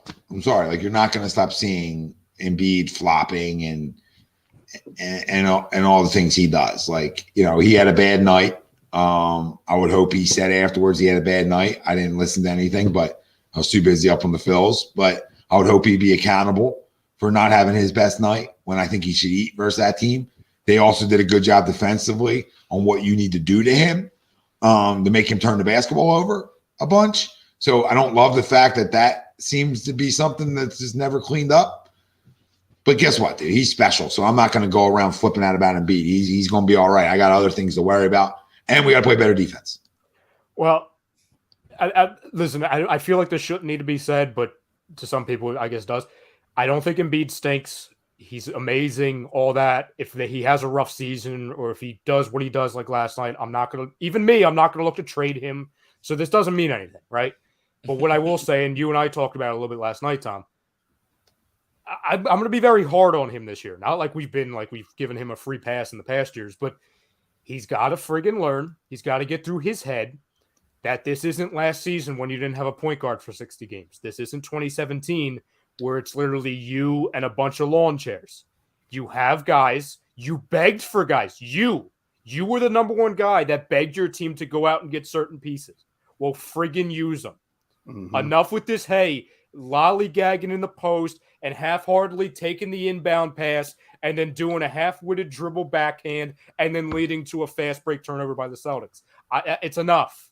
Like you're going to go in, you're going to walk into 25 points and 14 rebounds like you did last night when you look miserable. So I'm not questioning what you can give us on any given night, especially in the regular season. But you have to understand that you yourself begged for PJ Tucker and more shooters around you. They're here now. He is the biggest reason why you lost last night, just single-handedly, if we're not talking about the atrocious perimeter defense.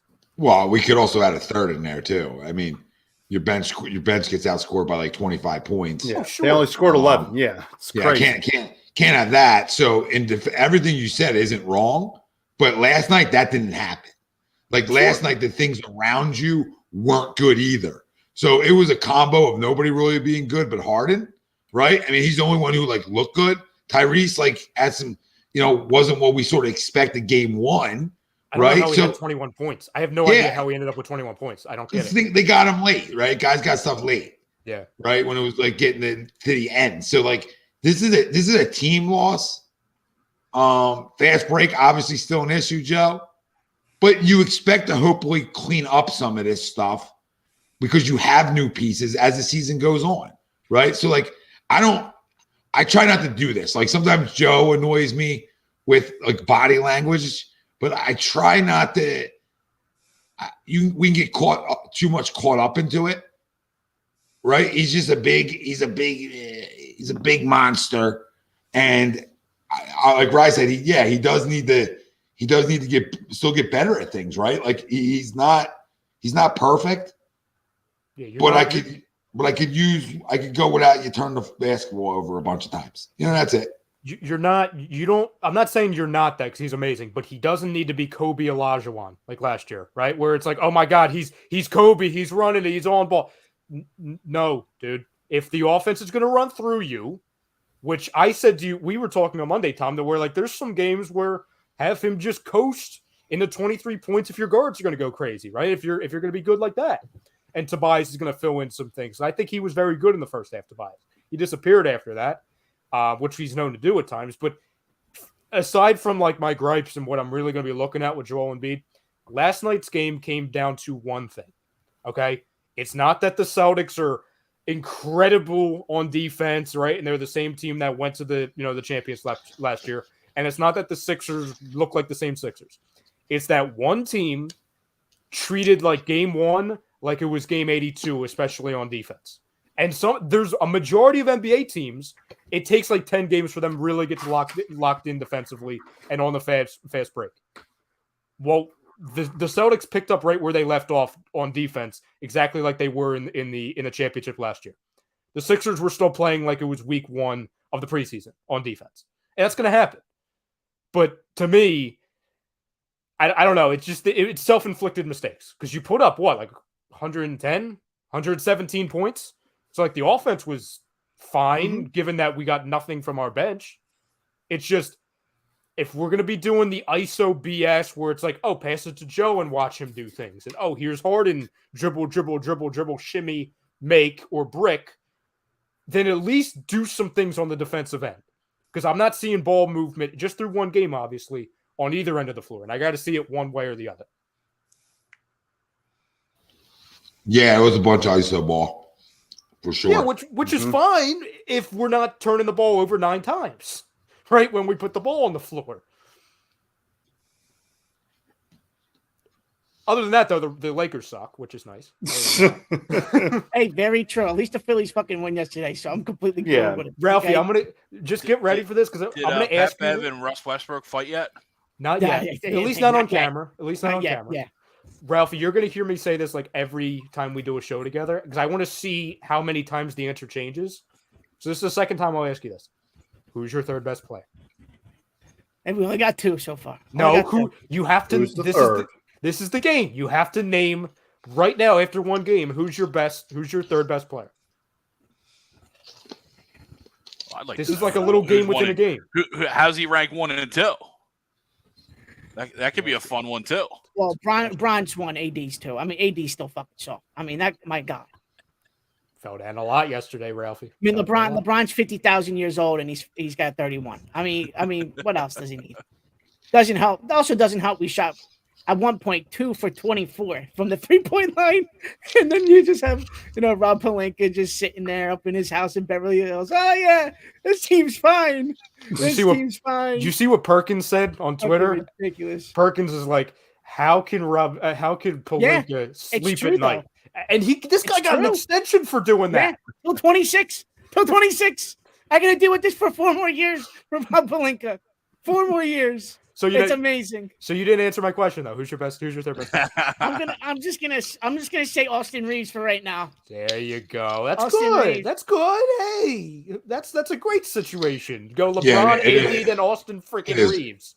Weirdly, it is Russell Westbrook, but that's just because of. Oh, give me a don't. I'm not doing this. He just can't shoot. Then there's shooters. Well, yeah, we literally have no fucking shooters. Did your GM watch the Cavs all those years, Ralphie? Like all those Cavs times where it's like you just surround him with 3 above average shooters and they get to the finals? Not even great shooters. Like I'm not even saying you have to get like Seth Curry or something. Like just get guys that are somewhat of a threat from 3. And you're just like, oh, here's another center that sucks. Yeah, I don't give a fuck about the Lakers. So go back to the Sixers. We could, you guys go. I had to do it to feel better about myself. Okay, I need a little cleanse. Well, I mean, I hope nobody's expectations have changed. Where we had them after one game. I mean, I'm in the same spot. Wasn't an ideal start. Can really make up for it with a win against Milwaukee, right? Trying to feel better about yourself, but there's so much time. Tomorrow, right? With no Middleton. Yeah. Milwaukee with no Middleton. Oh, we got the Clippers tomorrow, so we're 0-2. I mean, we're 0-2 already. You know, 0-2. It's just so far away, right? Yeah. Like it's only one game and everybody's overreacting. I give myself a 20 game rule. Like my panic meter is not even going to move until the 21st game. Dude. Dude, I'm just waiting until like Christmas. We're awful to start the year. Yo, the Celtics were awful last year to start the year. They were horrendous, dude. I start panicking like 50 games in if we're not playing well. You know what I mean? Like, dude, at one point, the Boston Celtics were the 12th seed in the East. Ralphie, we did a show for 3 straight weeks talking about how Jaylen Brown might be a Sixer because they're cleaning house. Yeah. Like, Tom, Remember that for almost 2 months when they were sucking? Is this Tatum and Brown thing going to work out? Who's getting traded? There were like then look at them, dude. They got hot and made to the finals, bro. There were like 5 Ringer articles that came out like, oh, there's dissension in the locker room between Jaylen Brown and Jason Tatum. And 6 months later, they go to the finals. Yeah. Meanwhile, the dissension in the locker room had to do with the coach, but I'll leave that alone. Yep. Huh. Did he coach or is he actually suspended last? Was he there last night? No, he's suspended, and by all reports, it's a suspension that's going to lead into a quiet firing. So he's never going to coach again. No, I just wasn't sure if they actually, after the backlash happened, if they actually kept it on. Solo Man, thanks for the super chat, by the way. He says Niang can't hang with Boston. I don't know why he played. Yeah, it's true. Absolutely true. Here comes Bill. I don't even care what Shaq says about it. He's not soft. He's not soft. Does he flop? Yes. Is the whole NBA flop? Yes. Okay. Said he'll be an MVP frontrunner again. Sixers will be a second round exit. Harden, Maxey, and Harris can't play the way they want, which are all there. Okay. I don't agree with all that. I mean, they'll probably be right about a second round exit, I'm sure. Just our luck. But I think I say it a lot, and I hope I'm right. I hope this year's the year that they can get over that hump, because I don't like a player like him having this stigma and perception around him when I don't believe it's real, right? Like when I do believe he's tough. I do believe he wants to win, right? I do believe those things. And he's our guy. He's our guy. So, I hate to continue to try to protect him. But if he's healthy, I'd be careful what you say when the playoffs start. That's all. I'll keep the same fucking energy that mothers are doing game 1, right? Come playoff time, if he's healthy. Because guess what? He might not even be healthy. We know how this goes. So, that's the biggest problem. It ain't about body language, flopping, right? Turnovers are always a problem for me, right? But it ain't about the other stuff, right? It's about all court stuff. But when he's good to go, okay, just remember that guys can't play with them, and there'll be a second round exit. All right, I don't believe they are if he's healthy. I just will stand by it. The problem isn't that they can't play with him or play through him. It's, to your point, Tom, and like we talked on Monday, it's 2 broken faces in 5 years. That's what stopped them.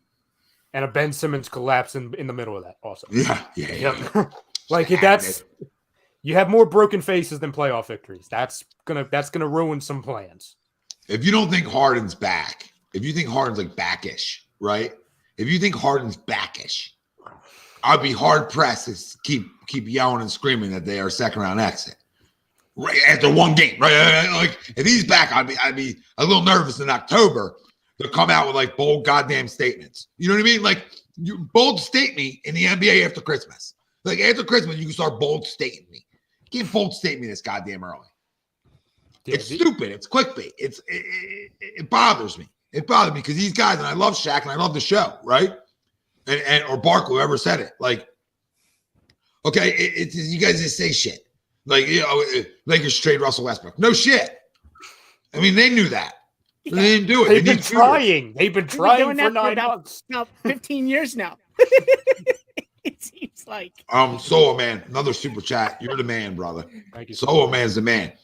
Yes. If we don't make the Eastern Conference Finals, Doc is going. Yes. Yes, absolutely. Yes. Goodbye. I'll just fire him now just to be fun. I'll just be hey, just fire him just for fun. Just to. I'm ready for Coach Sam Cassell. Then you get Sammy in. And now everybody's happy, right? Yeah. Like Solo Man. in all seriousness, yes, absolutely. But listen, if they just want to get crazy and fire up a slow news day, just fire them now. That's fine.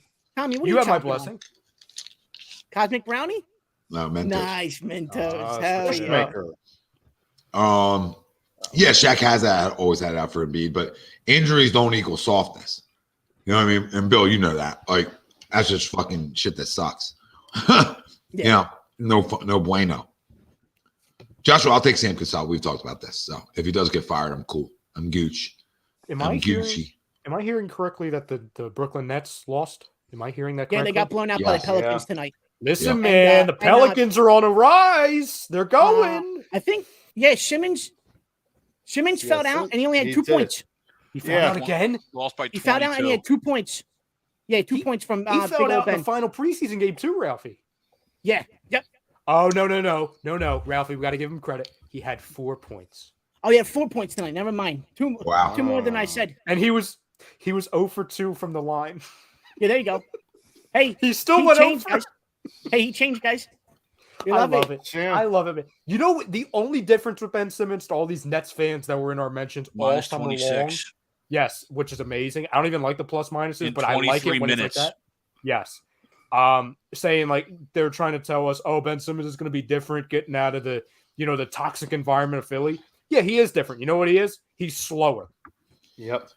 Somehow he gained 10 pounds and is slower, which makes sense because he sat on the couch for 18 months. Oh, he's a pussy. We'll see how he plays the rest of the year. Badly. Sammy. Sean, super chat about Sammy. Appreciate it. Never get Sam Cassell super chats. I love it. All on board the Sam Cassell train, Sean says. Bill, are you a Red Sox fan? I'm not saying Yeah, that like he is. He is. I'm just okay. So, Bill, you're an Eagles, Celtics, Red Eagles, Sox. Boston. Yeah. Okay.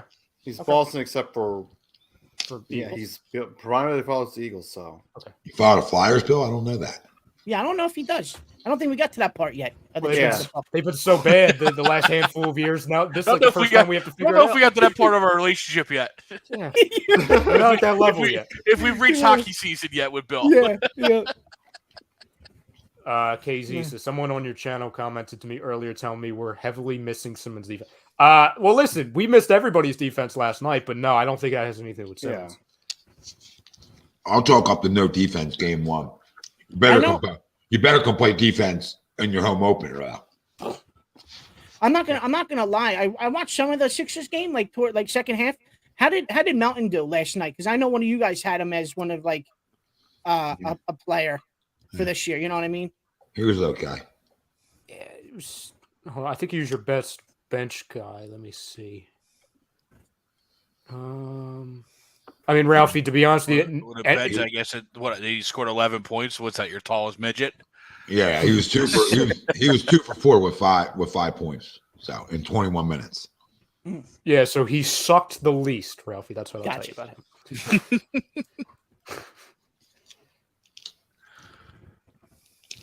You guys want to get a little? I have a couple questions for Eagles before we get to the picks. sure. Because listen, Go I ahead. mean, we're cruising. I mean, there's not too much to bitch about with the Eagles. Yeah.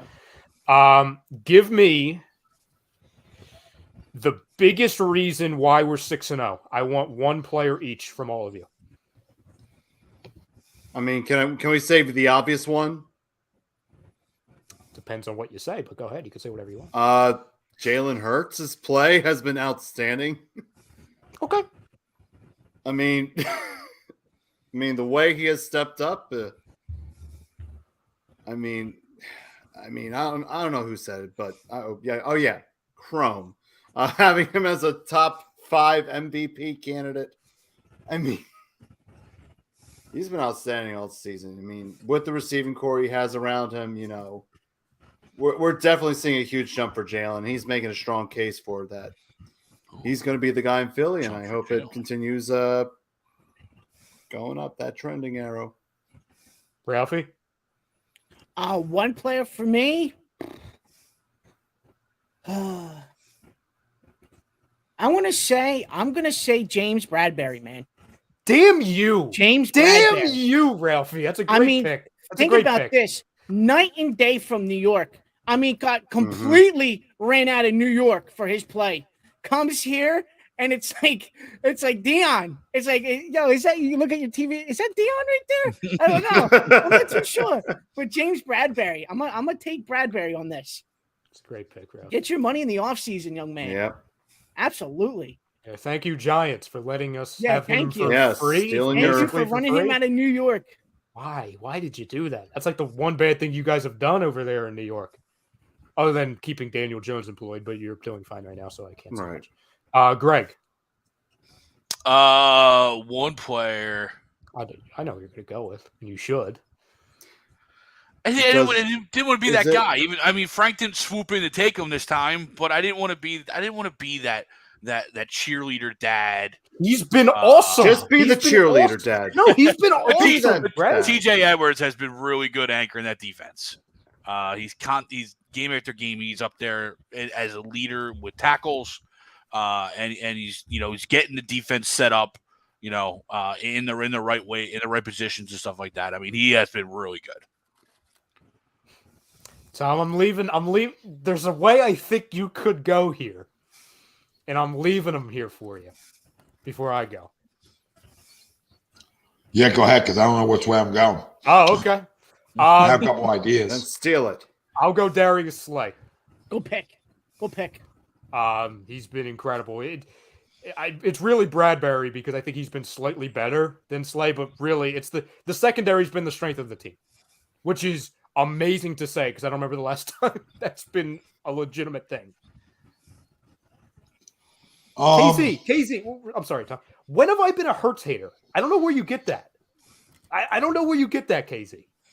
I've actually been like positive on him when I shouldn't be. So like I don't know, like you might get me mixed up with somebody else, but I've never been negative on him ever. I'm sorry, Tom. Go ahead. I mean, Frank took the obvious one because it's the quarterback usually. Mhm. I'll go Gardner Johnson, and I'll go a little deeper into it. I think he brings the toughness to this defense. I think he brings the confidence to this Yeah. defense.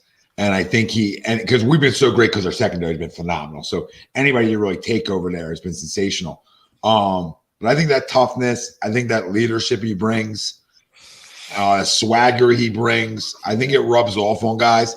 And he's always been a ball hawk, right? He's taking the football away, right? I don't care if it's tipped up in the air or not. We usually never come down with those. We never call tip drills. No. So it's exciting to see it. It's exciting to have like two real safeties, to be honest with you. Mhm. But a cover guy who finds the football a lot, is pretty good tackling in the open field too, talks a lot of shit, right? If you ever hear him mic'd up. So Oh yeah. I love what CJ brings. I mean, he really does bring that swagger and that toughness and the cockiness. I would say confidence that you need. So I'll go him. But I mean, any of those, all these picks are great. I mean, we didn't even. You could go offense, you could go defense. There's so many things. I mean, there's so many reasons we're 6-0. But it's hard to take a defensive back, right, guys? I mean, it's hard to do it. Mhm. I felt for all three of us that took D backs up here. I mean, it's a hard take. But those three guys, And they're all legit though. Mhm. those They've three all guys, had huge impacts.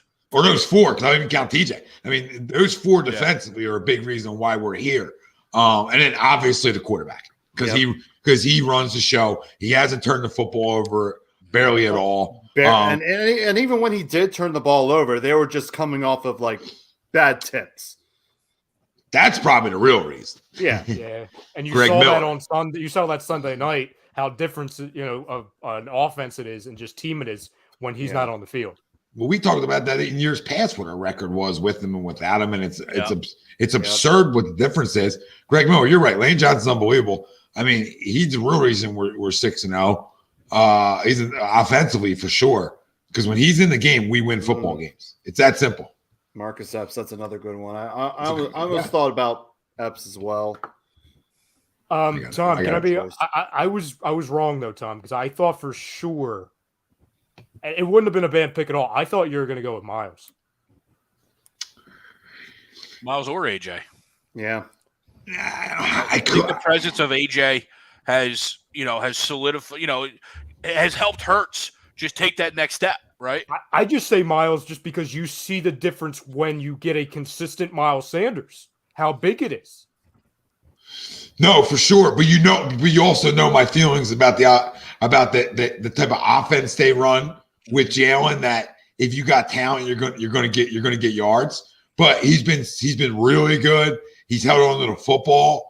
I mean, Frank took the easy one offensively. But AJ's another good pick, right? I mean, AJ's a good pick because I think, like Greg said, he brings the spacing. He does do that. But Miles has been great, right? I mean, he's been great. I'm not ready to give him it yet, though. I thought about going Miles, though, right? Point. Just to be different, because you're right. You're seeing a different Miles Sanders, but what you're also seeing is something that we've all said. You're seeing a healthy Miles Sanders. And when Miles Sanders is healthy, we know how dynamic he can be. Yeah, he's going more north-south. He's not dancing anymore. This is why we've always had those infamous rants and why he blocked us on Instagram. It's not because we think he sucks. It's because when he is on the bad side of things, it's because of self-inflicted wounds, fumbles, not going with the absolute wide-open hole because of your offensive line, or obviously just getting hurt. And I'm not saying he wants to get hurt. Nobody does.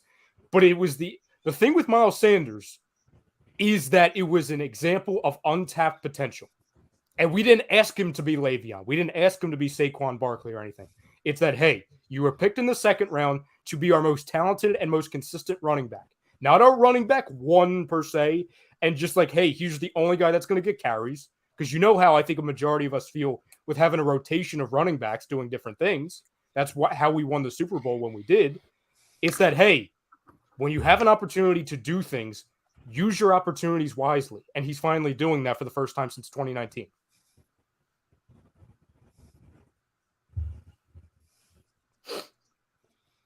My second question is, while you're 6-0 and it's like, really, what do you need to improve when you're undefeated? What's the biggest thing in your mind that needs to improve for this, let's call it the second part of our season, or let's just say our season post-bye week? For me, biggest thing is the second half needs to get going.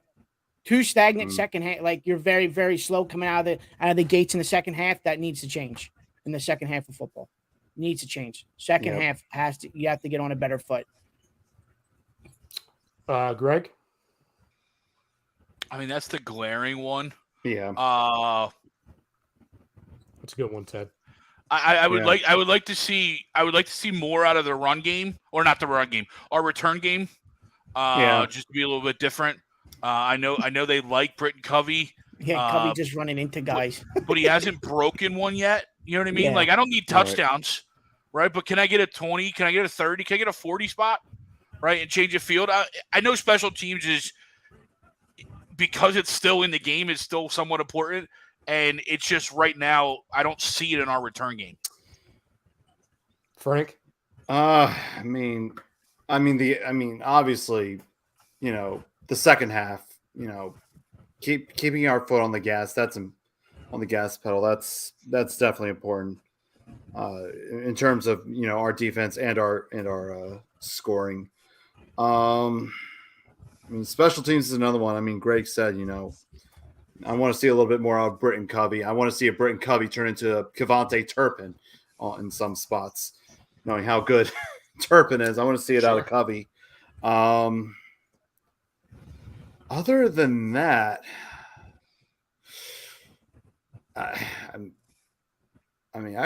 it's just those two that are on my mind right now. It's just those two concerns. To me, I'll go a little bit different. It's tackling to me. There's been quarters where it's just constant missed tackles. Yeah. And listen, you look at what we've given up defensively. It's like, Ryan, you're bitching about giving up 17 points, 9 points. No, it's not about the totals. It's about how many times 3rd and 7, right? 2nd and 13. Times where you can really stop, the opposing offense, especially some bad quarterbacks, on their end of the field. And it's just a missed tackle here, especially in the second level. And listen, I'm not going to complain about our linebackers because, TJ Edwards, Kaiser White, they've been very, very good. But it's like at the inopportune times, especially like in those third quarters where it's like, hey, we haven't scored in 45 minutes. We have to score here. and we just have a key missed tackle here, or we like the other one. And listen, I think it's more of a the TJ Edwards on the Hollywood Brown touchdown. Yeah, like Hollywood Brown literally ran right into you. Yeah, and you let him go. Like again, it happens, right? But I guess to your point, that's a good thing to clean up. It's just the self-inflicted wounds. Like you've done a good job, of being on the opposite side of where you were at the beginning of last year, where it's like, hey, the holding penalties, like all that. There's been a couple times where it's like, hey, you have a key drive, and then there's a holding call or a random illegal man downfield thing from that one game. But other than that, like I know there was a glaring one on Sunday, but I think it's just more of a representation that Kayvon Wallace cannot play football. Like he missed 2 tackles and then got outran by I want to say it was Zeke. Yeah. I just had a horrible angle. Yeah, so like that's my biggest thing, right? But again, I'm nitpicking. And knowing Kayvon, Zeke probably runs through that, but hey, at least be there. Yeah, like you started that play and you had 5 steps on Zeke, and by the end, Kayvon, you're on the floor and Zeke's 20 feet ahead of you. How does that happen? Quinn, what Quinn? Sorry, I want to read it. Robert Quinn. Did he just get traded? Robert Quinn? No. He's been in rumors. I know Carolina said that they're not willing to trade Burns. I know. I saw the reports on that. I don't know how true it is because money talks. But Digital Printhouse, thank you for the super chat, though. Thank you. Appreciate it. Yeah, I mean, to answer your acquisitions during the bye week, Burns, Quinn. Yeah, bye week. No, I think it's what trade. I should know because I'm the trade guy. Week 8. Oh, okay. So it's quick. I thought it was week 10 for some 2 weeks from now. This is not to just answer him, but there's another other couple people that asked. I don't believe in the McCaffrey stuff. I love him, right? If you get McCaffrey in this offense, hello, how are you? Yeah. Like, it's going to be fun. But with Miles, if Miles played bad, then I'd be like, oh, okay. But I don't think they're going to do that. I probably would. I'd be like, thanks, Miles, for 6 weeks. I still have a hard time believing we'd use McCaffrey the right way. You know where I could see McCaffrey ending up? We use him as a wide receiver, Greg, by the way. Go ahead. I know New where England. He's ending up. McCaffrey? Yeah. I could see it. I could see him in a Patriots uniform, dude. I really could. Even though they don't use will get a lot better. Bill doesn't do that. Clear some space. Yeah, Bill doesn't do that. I mean, I would. And I know they really like Damian Harris and Ramondre. Yeah. I mean, listen, they're a run-first team, but I mean, listen, they have the greatest quarterback of all time, Bailey Zappi, so I don't know if they need a running back. Oh, my gosh. Zappy hour, baby. Go Tops. He's going to the Bills, Ralphie. Yeah. He's going to the Bills. Yeah, that's disgusting. Yeah, that's so disgusting. Oh my God. Yeah, he's going to the Bills. It's so fucking disgusting. Yeah. Yeah, stay over there. Dawson Knox, Stephon Diggs, Josh. Oh my! And Knox has been quiet this year. Gabe Davis. Oh God. Knox has been super quiet. Now I know he's gonna wake up soon. I'll give him the benefit of the doubt. Like his, brother dying right before the season. Yeah, probably puts a little bit on that. But I'm not gonna lie. I do gotta run, boys. Later, so see you guys next week. Frank, I'll send you my. I gotta get up early in the morning. Yeah, I get up early. Stuff. Yeah, I do. I really do. He really does. 11 o'clock. No, Jesus Christ, Frank. I'll send you my locks though. I'll send you my locks. All right, see you fellas. See you, brother. It's Gucci and the Hoochie. Thanks. Yeah, go Lakers. Fuck Russell. Oh yeah, you better get out now. Shoot. Yeah. Shoot. Bill says I want Kareem Hunt. It's cheaper and gives us that Blunt Ajayi type back we had in 17. Yeah, man, I hear you on that. I'd be absolutely fine with it. I think they're going to go defensive line, though, because you obviously, there's a couple other guys that I know that were rumored that aren't to the level of Robert Quinn, but I know they're still trying to fill that void, hopefully not penalty void that Barnett filled, but Barnett was a depth guy, right? And we knew this as much as I don't think any of us really like Derek Barnett, especially at this point. He 49ers? No, I mean, no. I'm just going. CBS has got rumors. No, so no, as in 49ers. No, as in I don't want to see that. That was my no, but no, I think we go more edge to answer people's questions. And Ted says J.C. Jackson after his benching, I feel defeated. Ted, how do you think I feel? I picked the Chargers to win every award ever based off of J.C. Jackson being half of what he was in New England. And then it's like, oh, wait. Oh, he stinks now? And you're getting paid that much? Okay, that's great. I'm never picking the Chargers ever again. Oh, my God. It's funny. In this CBS article, right? So what is going on in the world? So in this CBS article, they break down like their rumors, right? Like who they think, where certain people are going. Mm-hmm. Not one single move with the Eagles. Greg, search on Google because I want to get Noah's thoughts on a couple things now that we are joined by Noah Eaton and his presence. Search just like Eagles trade rumors and just see what comes up, like see what names. Noah, how are you, sir? Hey, good evening, fellas. I want to start with a couple questions for you, sir. Number one, as an Eagles fan through 6 weeks, give me the biggest reason, player-wise, that they're 6-0. Who's the biggest reason? I mean, I'll point to. I mean, there's a few that stand out. Of course, I mean, you have to have a lot of contributions to get to 6-0. But okay. Give me three. I'll say Jalen. The one right off the top of my head, Jalen Hurts. I think he's done a much better job of protecting the football this year, and that certainly helped. Then AJ Brown. I think he's created a lot of space for other playmakers on this offense, and I think he's benefited. Believe it or not, I think Devontae Smith has benefited greatly from it. And then the aforementioned Devontae Smith. I mean, we have weapons now, and I just think with the addition of Brown, it has allowed the other weapons to flourish, and it's given them more space. And I just think, having a weapon like him, it's kind of like how back in 2004 when we had T.O., it made others that much more dangerous because defenses are now that much more stretched because they're focusing so much of their attention. This time around, of course, they're focusing so much of their attention on Brown that it's opening the floodgates for others.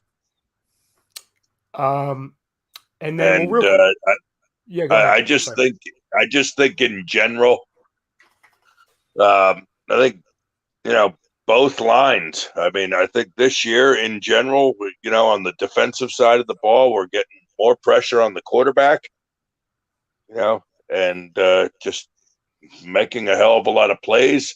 I think the addition of James Bradbury in the defensive backfield, I just think he's far and away much better than Steven Nelson. Oh, I mean, God. Bradbury, for all intents and purposes, I mean, if I can think of a guy on the defensive side of the ball, I mean, he's become a shutdown corner, in my opinion. And we got him for free, Noah, because the Giants just let him walk. Yeah.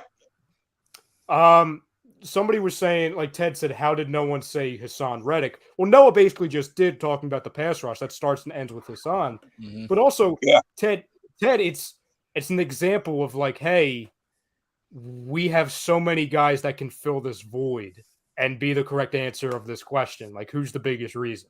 It's almost like you really, and that's what you need to have such a hot start. Yeah, of course. I mean, John Coyle says, well, it's the most talented roster in the NFL. I mean, honestly, it is. I mean, if you really look at it, it is. It's hands down the most talented roster in the NFL. Like, the only thing that rivals it is the Bills.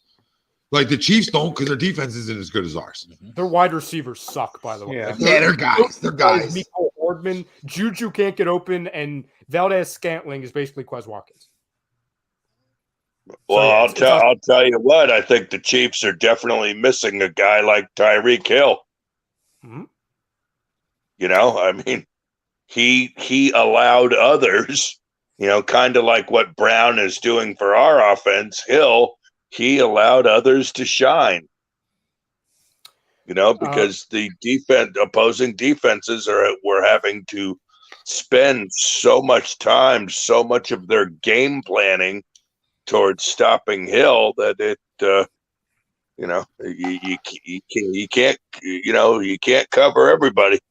Yeah, it's all right. They'll be in an AFC title game. So, Tom, the last question I have before we go to our picks, because I don't think you answered this one. I think you were out. The biggest thing they need to improve on after the bye, the Eagles. Oh, throwing the football in the third and fourth quarter. I mean, it's as simple as that. I mean, this is what they try to do. What they attempt to do to themselves is we'll get the lead and we'll do it the way, what makes us best, which is a lot of like play action, RPO action, a lot of that stuff to keep guys having to decide on who they're going after. And it creates big plays for them, right? That's how they create their plays. That's how they create their long drives, etc. But in the third quarter, what they've been doing is they've been dropping back, trying to throw the football, right? They got leads and they can't throw the football well enough. And that's the biggest thing they need to improve on. And has it been good enough? Yes. But that's where we're running into our problems of not scoring in the second half is because we have leads and then we try to drop back and throw it.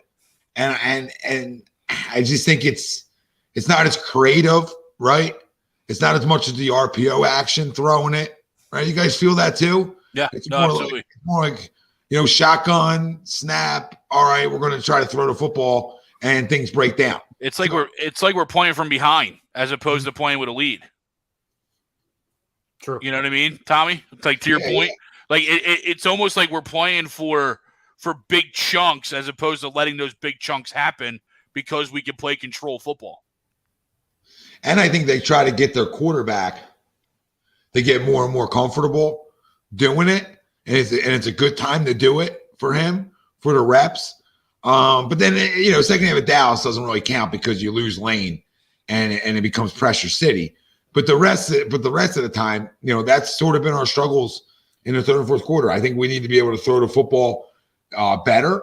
But then I also think that we shouldn't get away from our action plays. You know what I mean? Mm-hmm. Or read plays. I think that's what makes us us. And then when we go back to it, we have a ton of success and we go on an 8-minute drive, right? The other side of it is we haven't got a lot of time in second half. I feel like teams sort of had drives on us too that are chunk drives because it is a bend, don't break type style defense. But that's the biggest thing. I mean, I don't even want to say scoring in the second half because that's obvious, right? It's our passing in the second half. Yeah, it's and I'll say the same thing I said on Sunday when we were watching the game. I think a lot of that has to do with the last 2 weeks. And I don't even think it's like an excuse thing. I think it's more of a reason that if you would have told me before the year that we would have played the Cardinals, who I don't think we had high expectations for, but we didn't realize they would suck to this degree, and the Cowboys and their defense, who I think they're even better defensively than we thought they were going to be. And we played both of those games, one without Mailata, the other for a majority of the game, for at least 3 quarters, without Lane Johnson. And you won both and had no turnovers on either. Like, that's the biggest reason why I think the offense the last couple of weeks has been kind of gimmicky. It's because 3 weeks ago, it was the Jaguars game and it was a monsoon.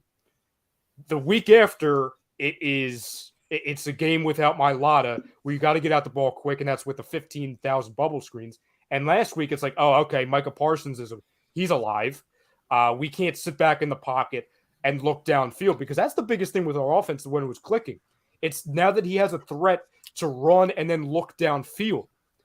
Well, when you don't have your right tackle for 3 quarters and Mailata for kind of 5-6 quarters, when you talk about, both games combined, that's going to change some things a little bit. That just that needs to change now that hopefully you're looking at a fully healthy offensive line, because you would assume Lane Johnson's going to be fine with that extra week off with the concussion.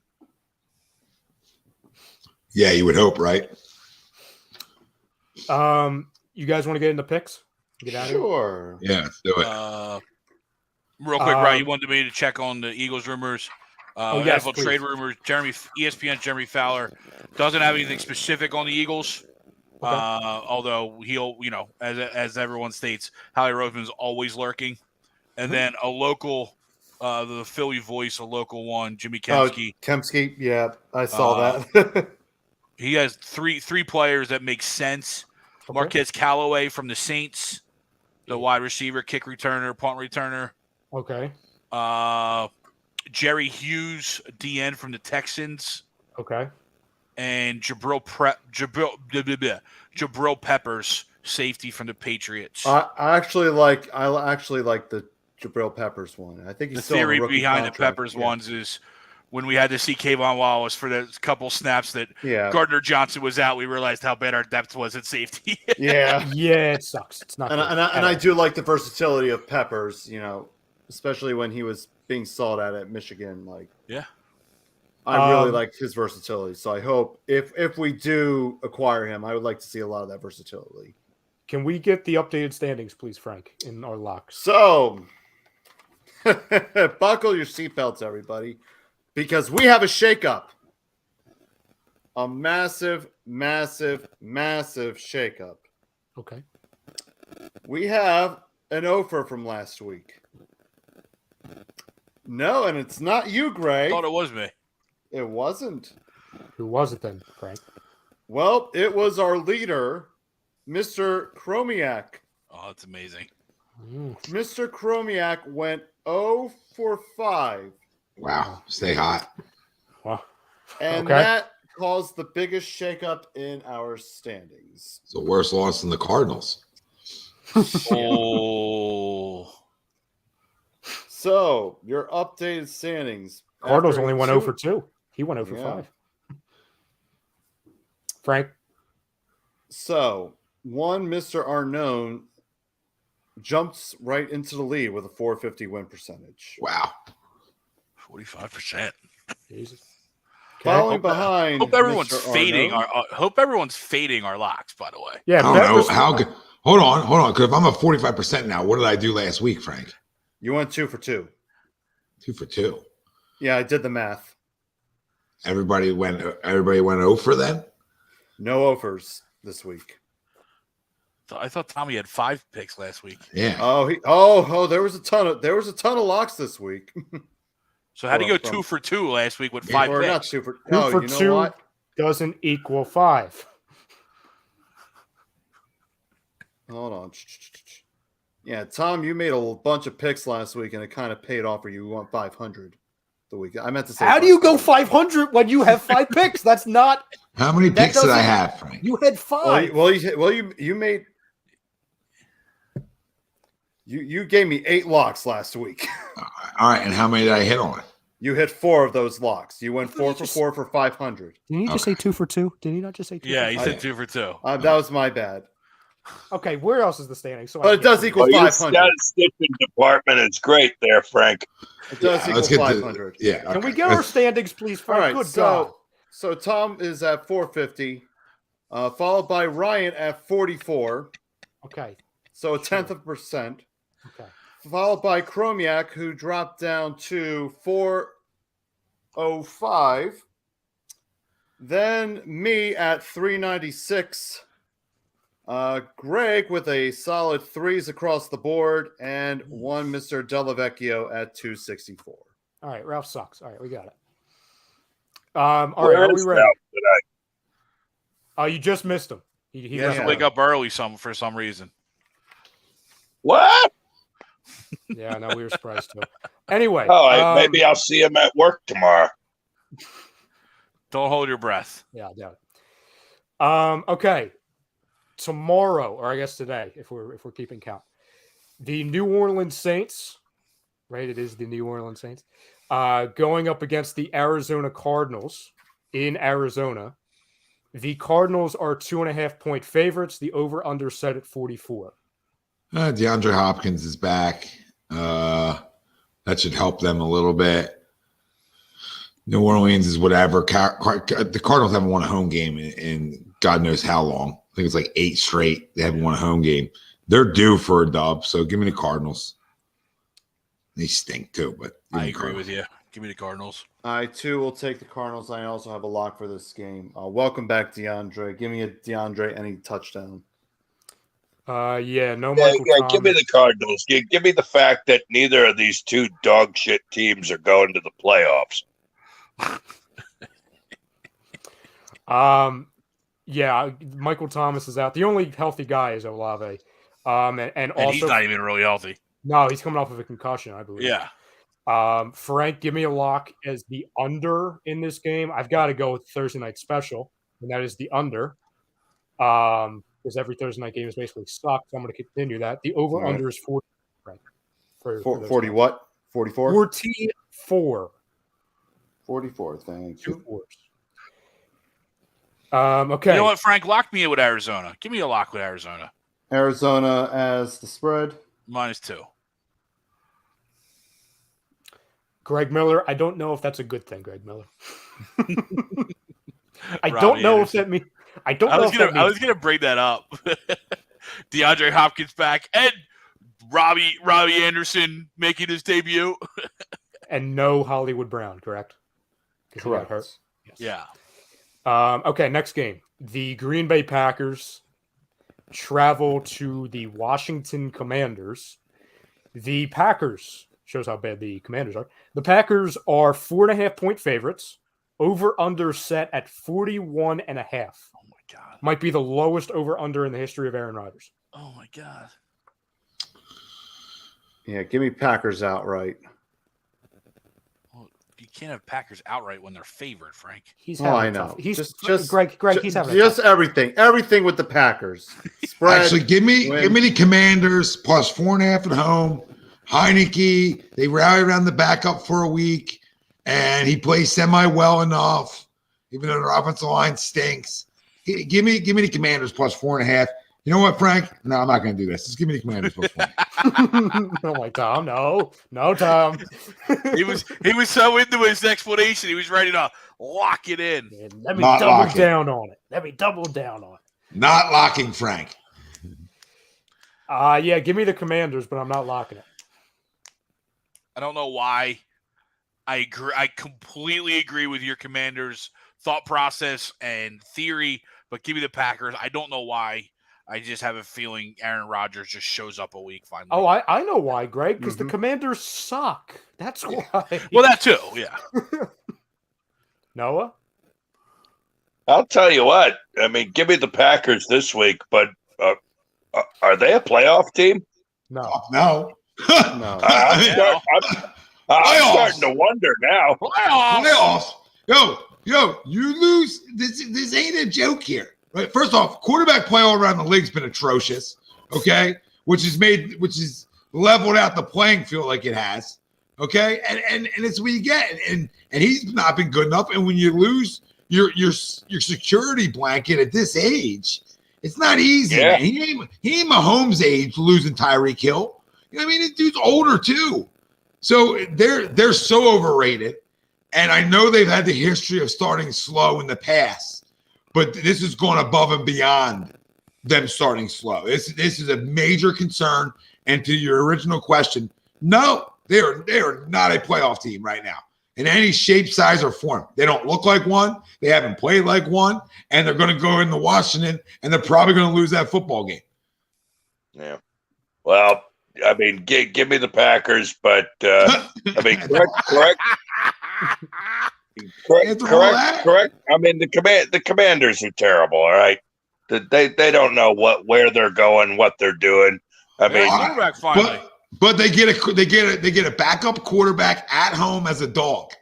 You know how teams like sort of give it their all when the backup's in for the first week. yeah. And then it evens out. I still think the Commanders are that bad, and they're not winning fucking 2 in a row. All right, next game. Correct me if I'm wrong. correct me if Minnesota I'm is wrong. 5-1 in that NFC North, correct? Yeah, correct me if I'm wrong. Do you really count the Chicago game as a win? I mean, that was like the worst football I've ever seen in my life. Like, you know what I mean? Like, that's that football back 100 years. Like, what did I just watch here? You know, they didn't even win that game. You know what I mean? They got to hand it to him because Justin Fields is throwing passes like he's in the backyard, lofting it up to guys instead of sticking it in their chest. And there's people on A2D radio that say, that ball needs to be caught. Yeah, I hear you. Like, those balls need to be caught. But, dude, throw a dart, babe. This ain't college where you get a loft party because guys are wide open. You know, wide open is like a half an inch in the NFL. Stick it in somebody's goddamn chest. So that's not even a football game. So, yeah, they won a game. The next game, I don't know. I know why, but it's weird to say how like invested I am in this game. It's the New York Giants traveling to Jacksonville. The Jaguars are 3-point favorites, but again, that's kind of a push if you just consider that they're home. True, that's weird. That's weird. It is weird. It is for 5 and 1. Saying they're even. That's them saying they're evenly matched. And the over/under set at 42. My head is in a freaking pretzel with this game.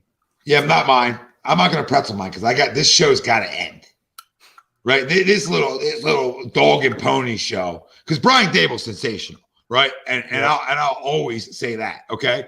But the problem is when you don't have a lot of talent, that wears off year one because the talent just becomes overmatched, right?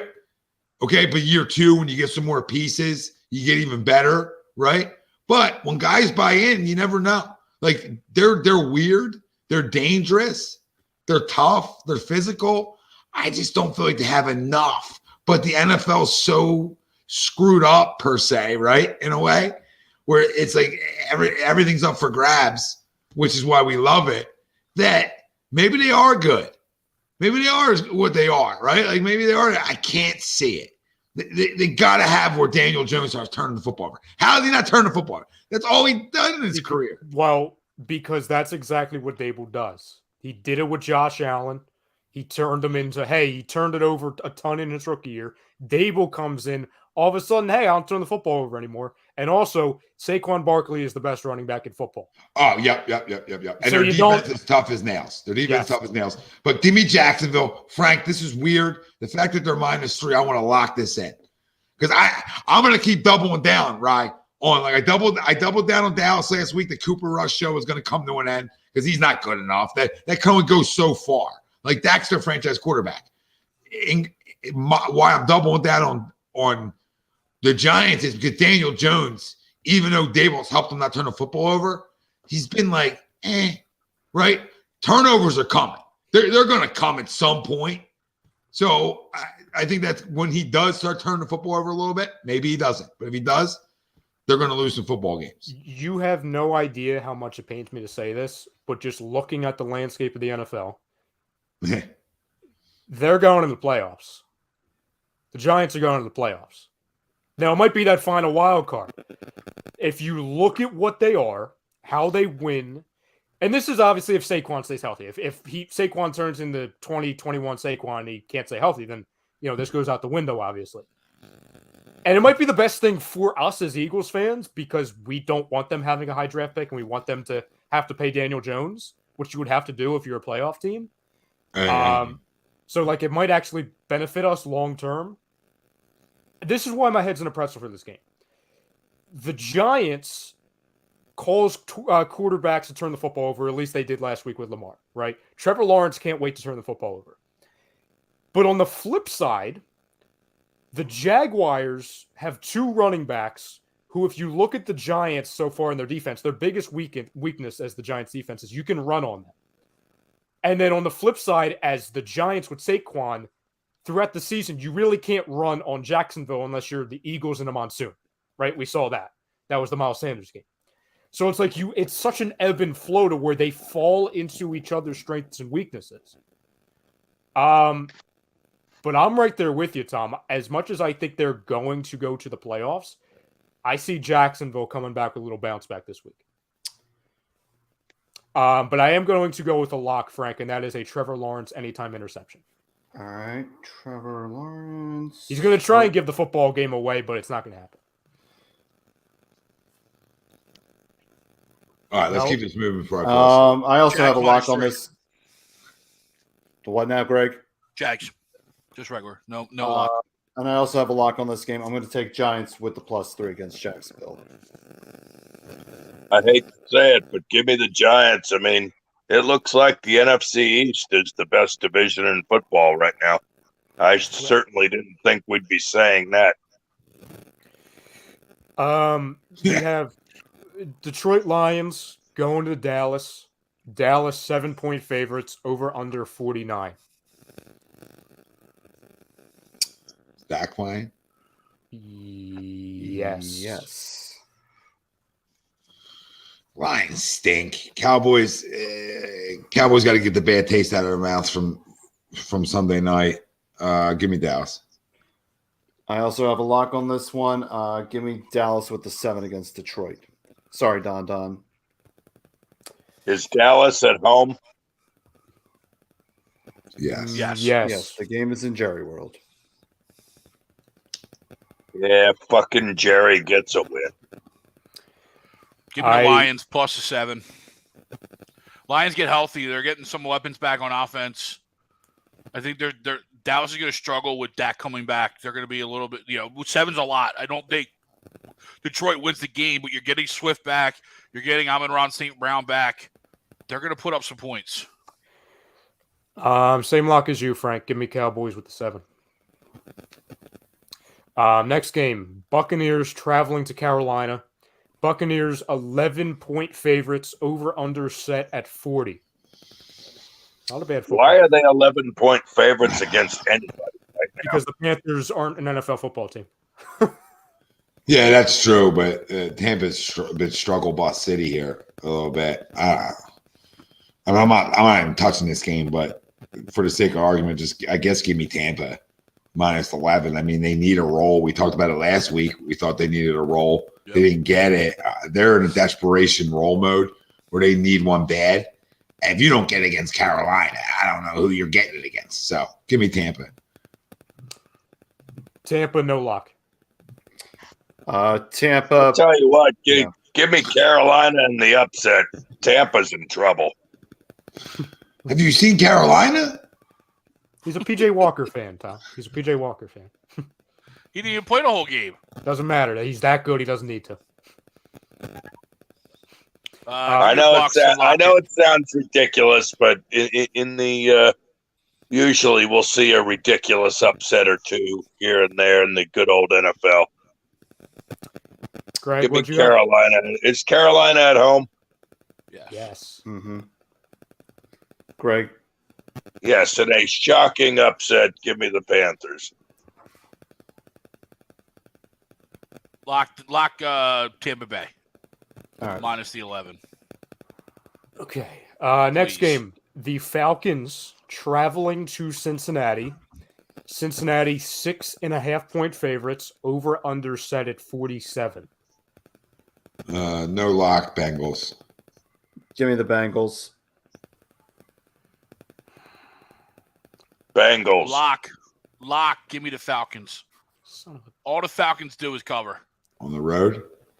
Yeah. And the spread was at 6.5. 6.5. Thank you. I was going to do the same thing until Greg did it, so I'm going to go Falcons, no lock. No, that's smart. That's not meow. The Browns traveling to the Ravens. Ravens 6.5-point favorites. Over under set at 45.5. Think the Ravens miss Hollywood Brown yet? That's why didn't they sign freaking Deshaun Jackson? Yeah, that answers your question. Another blocker for Lamar Jackson. So, I don't know. The Baltimore's always in close games. Give me Cleveland plus the 6.5.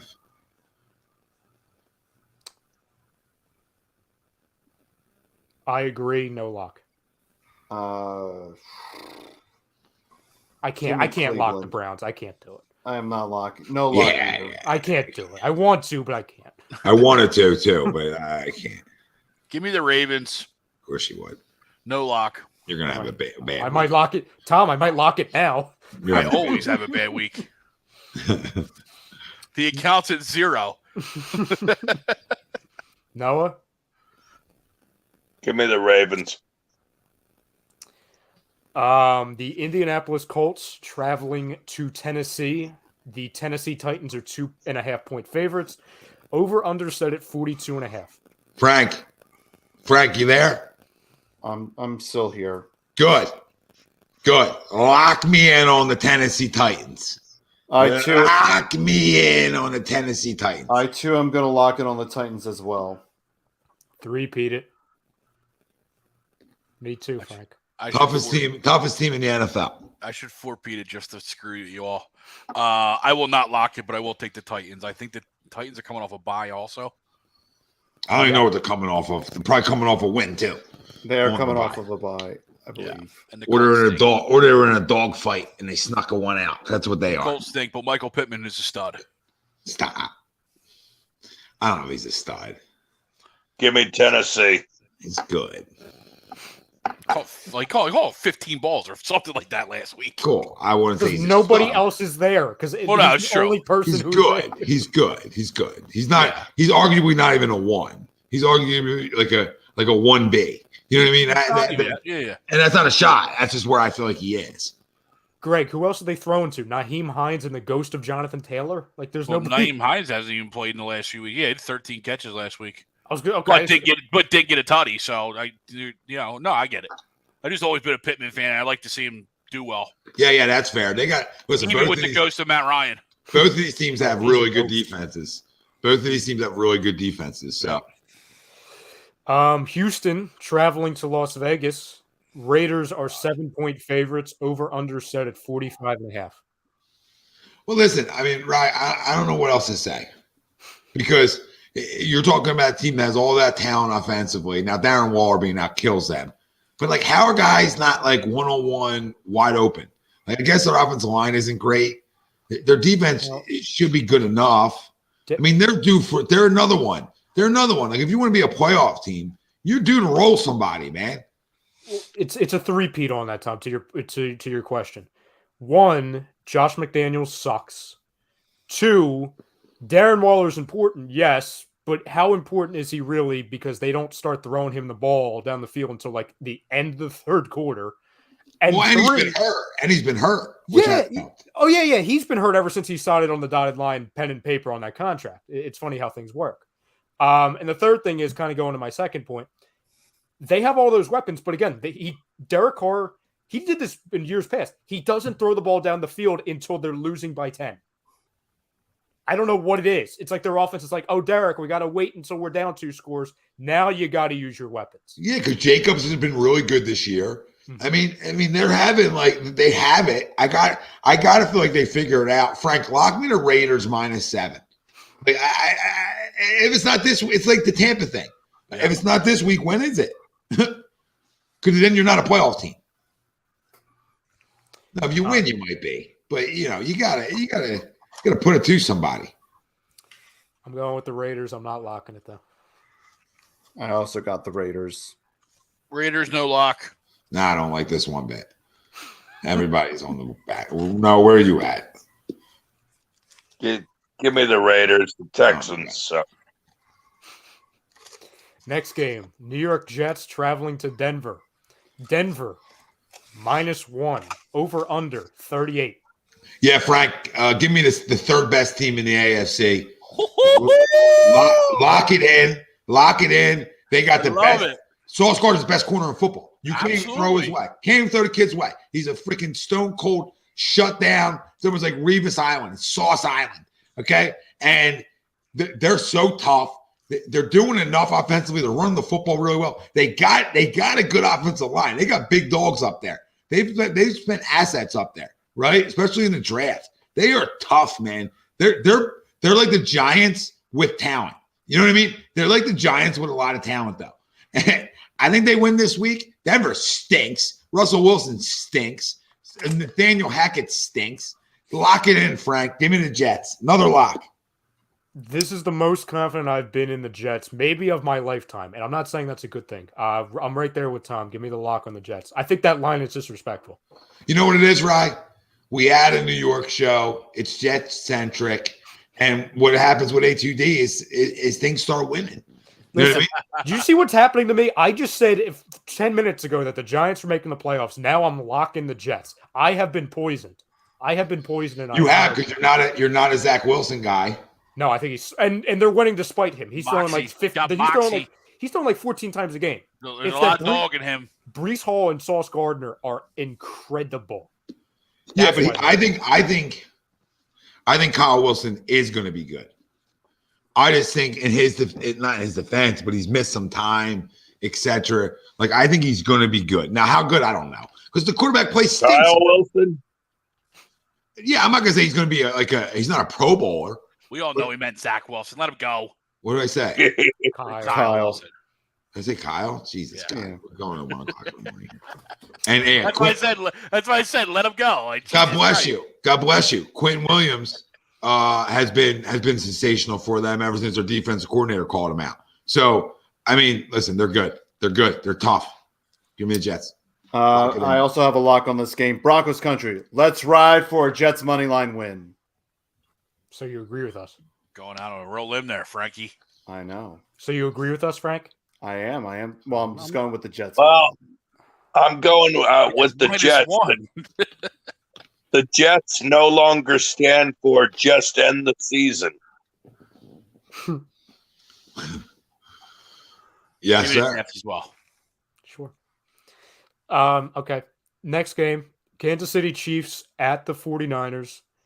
The Chiefs are 2.5 point favorites. Over under set at 48.5. Well, you know how I feel about the Niners, so give me the Chiefs. Chiefs, no lock. I will take the Chiefs. Chiefs, lock it, please. Even though I kind of like the Chiefs and Andy after a loss. I don't know. No, you go first. I got to think about this. Who are the Chiefs playing? 49ers. The Chiefs are playing at home. No, in in San San Francisco. Fran. Ooh. They're getting on a plane. Ooh. Getting on a plane. Yeah. Will Andy fit on the plane? Only if you pick them to win. You know what? Give me the Chiefs. Frank, give me a lock on the Chiefs, please. Noah sold me, I guess. The Seattle Seahawks traveling to the Chargers. The Chargers are 6-point favorites. Over under set at 51. That is a very bad line. Give me nobody. Give me. I'm not watching a second of this game. No. I don't know, man. Seattle's got something going on. They're tough. I don't know the Chiefs, the Chargers are to give anybody that many, to be giving anybody that many points right now. J.C. Jackson just got benched. That's all you need to know. Wasn't Seattle supposed to completely suck this year?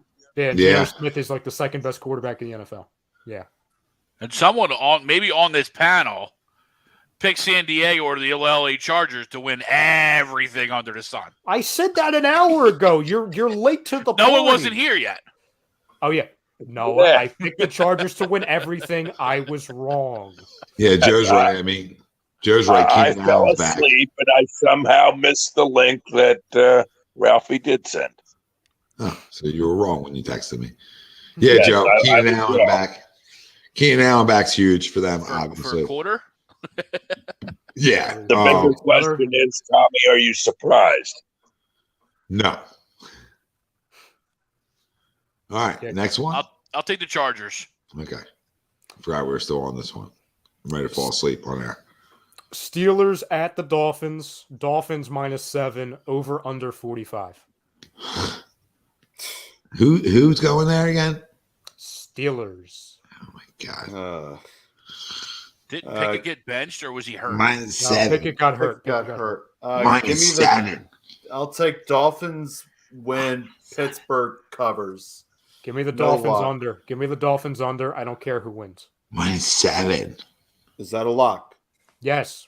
All right. 45 is the over under. Give me a Give lock. me Miami, I guess. Do they have a quarterback anymore? Supposedly Tua. Tua. It's 7. That's weird to me. Why is it 7? Are they going to roll them? I have to imagine Pickett's not playing, No, it's Trubisky. so that would probably be why. Yeah, but the Steelers' defense isn't bad. Eh. Might be Well, I bad. know Fitzpatrick missed the last couple weeks. No T.J. Watt. Mhm. So they're missing some pieces over there. Yeah, it I might don't be know bad. if Fitzpatrick is playing, though. Might be bad when you're seeing bubble screens with Tyreek Hill and Jalen Waddle. So, yeah, Give me give me the the Dolphins. Dolphins. I don't know why it's 7. Give me the Dolphins though. Everybody go. One more game. Let's By the way, get Steelers. that's a Sunday night Steelers game, by the way. cover, Dolphins win. Steelers Sunday- covered. That's a Sunday night game, by the way, which is ridiculous. Chicago Bears traveling to New England on Monday Night Football. The Patriots are 8-point favorites. Over under set at 40. Yeah, give me the Patriots, Frank, the lock of the century. Yep, I agree. I don't give a shit who's playing quarterback for them. I don't even care. It's the Bears are anemic offensively. Can't score points.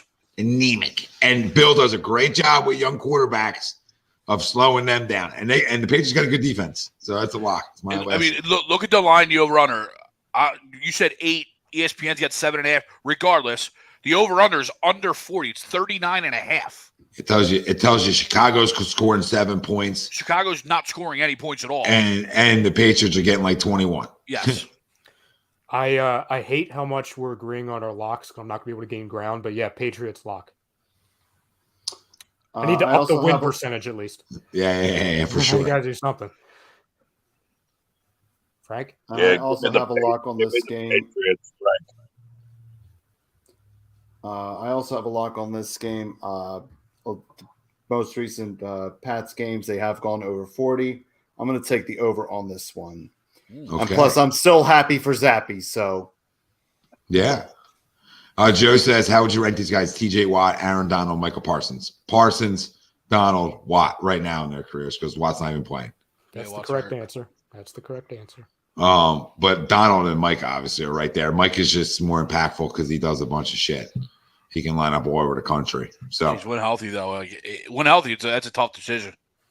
yeah. Well, listen, family out there, enjoy the bye week. Does he because have at his least- parlay? Does Greg have his parlay? No, I'm good today. Okay. Greg doesn't have a special parlay. What? It's a bye week. Hell has frozen over. It's a bye week for Greg. A little bye week. A little struggle. It's a little on the struggle bus. But listen, Got to know when to pull back a little bit. not putting money in the account for a while. You know, let the NFL ride out a little bit. This is a little weird NFL here. It definitely has. What the? Where was I? Get ready to roll out. Sorry. Oh yeah, no. I know I was ready to roll out. Just my thoughts. Listen, Do this the bye Phillies clinch on Sunday? this bye week, no, they're not clinching on Sunday. Is that game 5? Yep. You're out of your goddamn mind, too. You think they're winning 3 in a row? I'm trying to go to bed, and you think they're winning 3 in a row? They're at home. I hope you're right. So you I have hope them I'm 5? right too, because if we have to go back out to the West Coast, I don't like our chances. We've been road warriors. Why are you all worried about being on the road now? There's no days off and all that. Either do they. They don't get any days off. Huh? They don't get any days off either. We're not the Yankees. We don't get free days off here. So you had I the think Phillies we in 5. better take care of business at home. So you had the Phillies in 5. Yep. Okay. Well, listen, everybody enjoy the rest of the NLCS because this week you don't have Eagles. So all our focus can be on the Phillies. And, obviously we have some Sixers action tomorrow night. But you won't have Phillies tomorrow night. So we can enjoy a Sixers loss in the home opener, which should be enjoyable for everybody. And social media will go crazy. Yes. But we do have the Phillies starting Friday at home. Three straight at home. Listen, enjoy it. Let's hope we can take 2 at minimum, right? 3 would be great because we're going on to the World Series. But you take 2 and you're going back to San Diego. I got faith in us. I got faith. So, and I need to go to bed. So 4, Ralph Del Vecchio, not with us anymore. Greg Mwakovic, no Eaton, Frank Vespi, Ryan Brodo, no Chrome, I'm Tom Arnone. We love you all. We appreciate your support. Hit the like, hit the subscribe. City of winners. Listen, next time we talk, I hope to be talking about us going to a World Series. Oh, yeah. Cash your tickets, baby. And every A2D Wednesday night, it's brought to you by Manscaped. I'm sorry, it's not brought to you by Manscaped. That's a freaking lie. I'm lying to the people now. We are brought to you by Manscaped all the time now. Get 20% off and free shipping with the code A2D at manscaped.com. But Wednesday nights, we are brought to you by FanUp, and FanUp is the best way to enjoy fantasy sports, daily NFL contests, and more. Win great prizes. Sign up today. Use promo code A2D, and you get $50 at sign up. Download FanUp right on the Apple Store. We out of here. Ring the goddamn